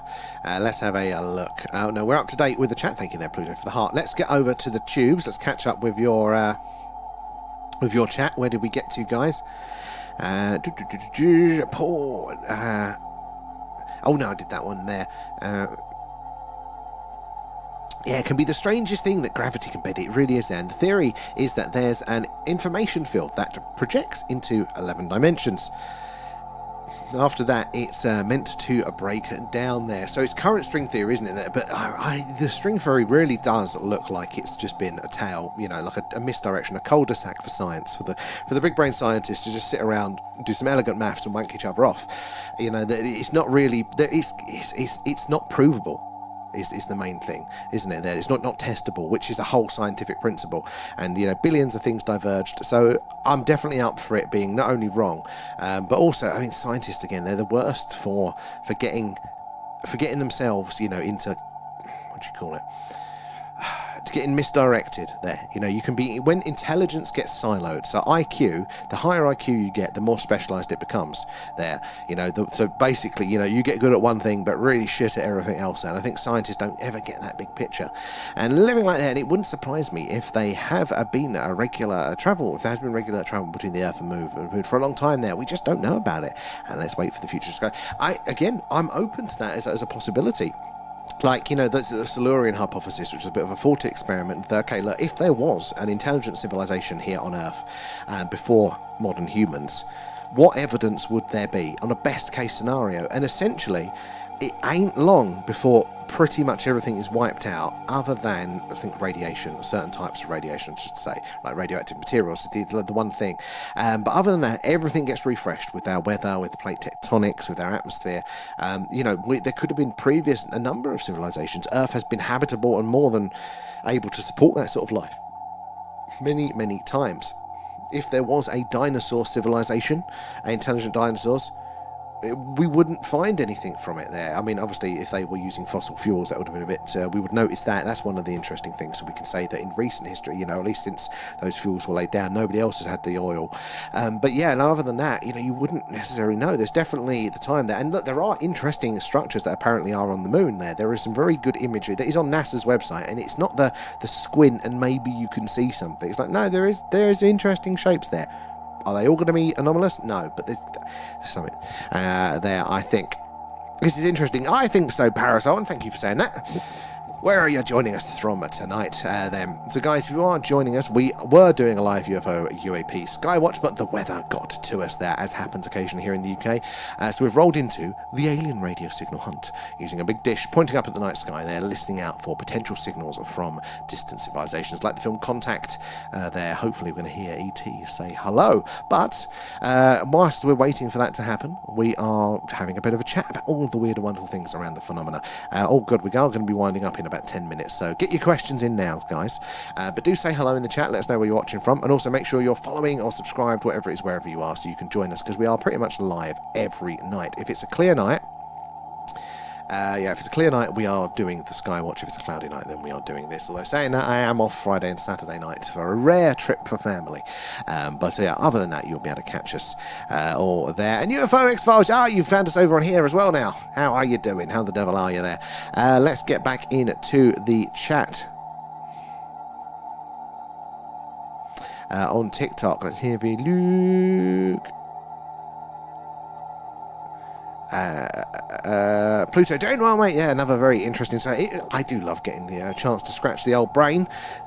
I appreciate that one. And yeah, where are we there? Rosetta, so it sounded like you said string fairy, and now I'm. Okay, that is quite good. String fairy. Yeah, string fairy. It's the Essex accent there, the lazy pronunciation. NASA rockets are all for show there, and Virgin Galactic proved it by launching a plane on top of it. Well, that was a bit of a different one. Virgin went nowhere. Well, so that was an interesting one, because that is one of the theorized ways. In the early days, they were looking at that, but they weren't getting to the right orbit, and they didn't have to therefore face the right sort of gravity. There. I think NASA's mostly explained by bureaucracy and incompetence, but you never know. I mean, I could really possibly, with the space race days, like that, I could really say, I could see the argument for it, if that made sense. Like, the pressures then to get to the moon, the political incentive, that could justify the time and the money for us doing things for show. I don't think it was, but I could see why there. But at the minute, I just don't know why they'd bother. People haven't cared about space until SpaceX started very, very recently. So, why would they have reignited it there unless... to make work for himself there. And what time you finish tonight? So probably at midnight tonight there. And New Zealand here. Again, phenomenal country there, Sally. And welcome to the crew. And again, this is the thing. We like it here. it's better if we don't all agree, because that's how we learn, isn't it? You never know who's going to come in, what they're going to say. I've had my mind changed quite a few times, so I love the differences of opinion there, Sally. It's very, very welcome here. As well there, and Agent X, I saw a podcast yesterday that said, and how are you, Agent X? That there were structures on the dark side, and not just the dark side. There are some very interesting. It's Mars as well. I honestly, the initial stuff that we saw years ago, I was like, oh, come on, lads. It's Paranormal. You are just trying to make that fit. You want there to be something. But the modern stuff, not all of it.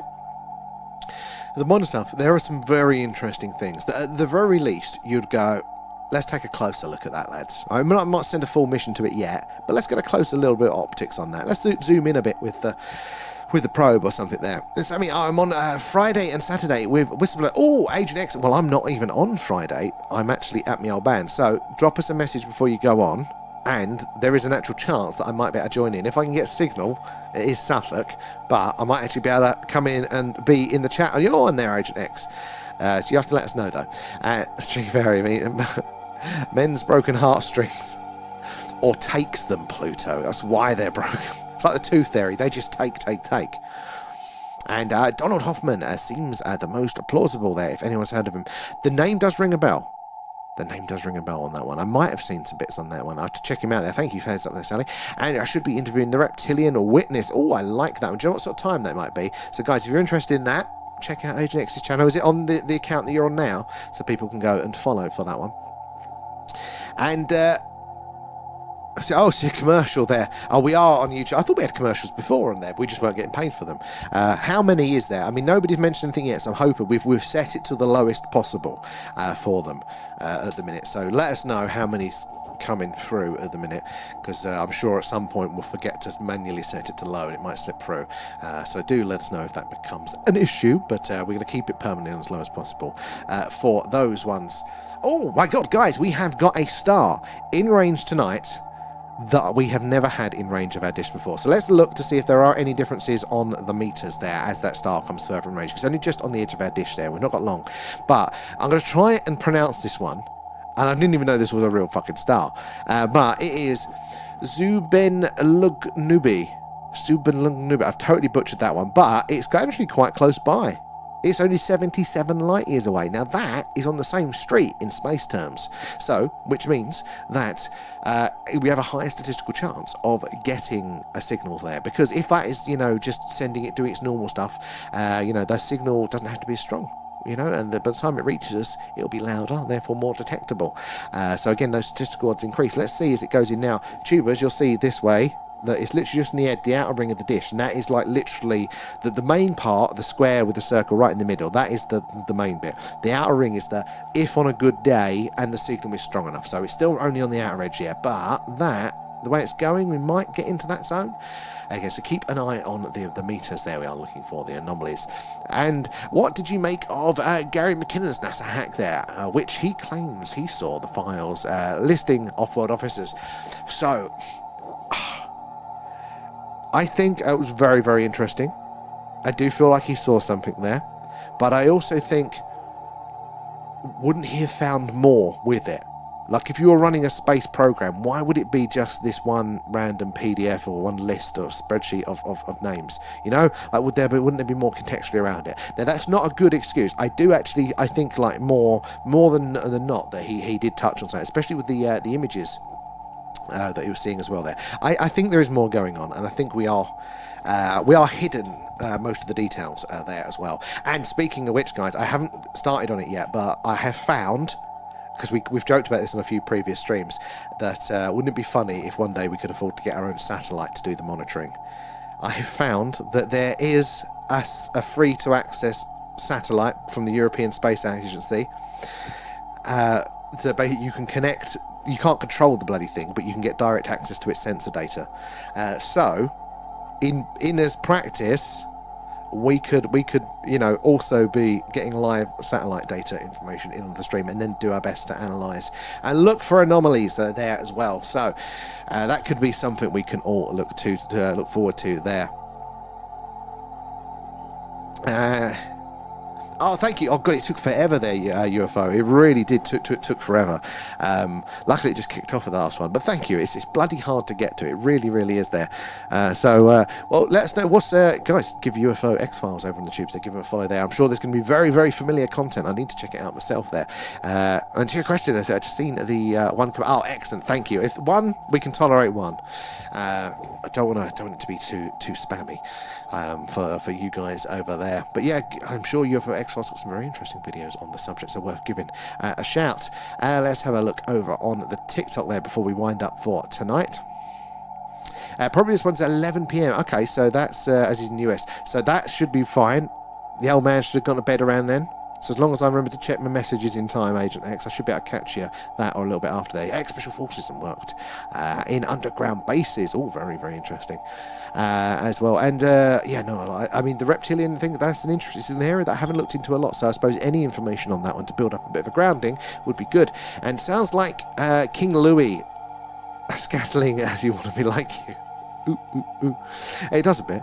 And Pluto there coming in with the shares. McKinnon was true there, and he put those on the dark web. I think he is. I don't think he's lying at all. It's just, is there a different way to interpret the data?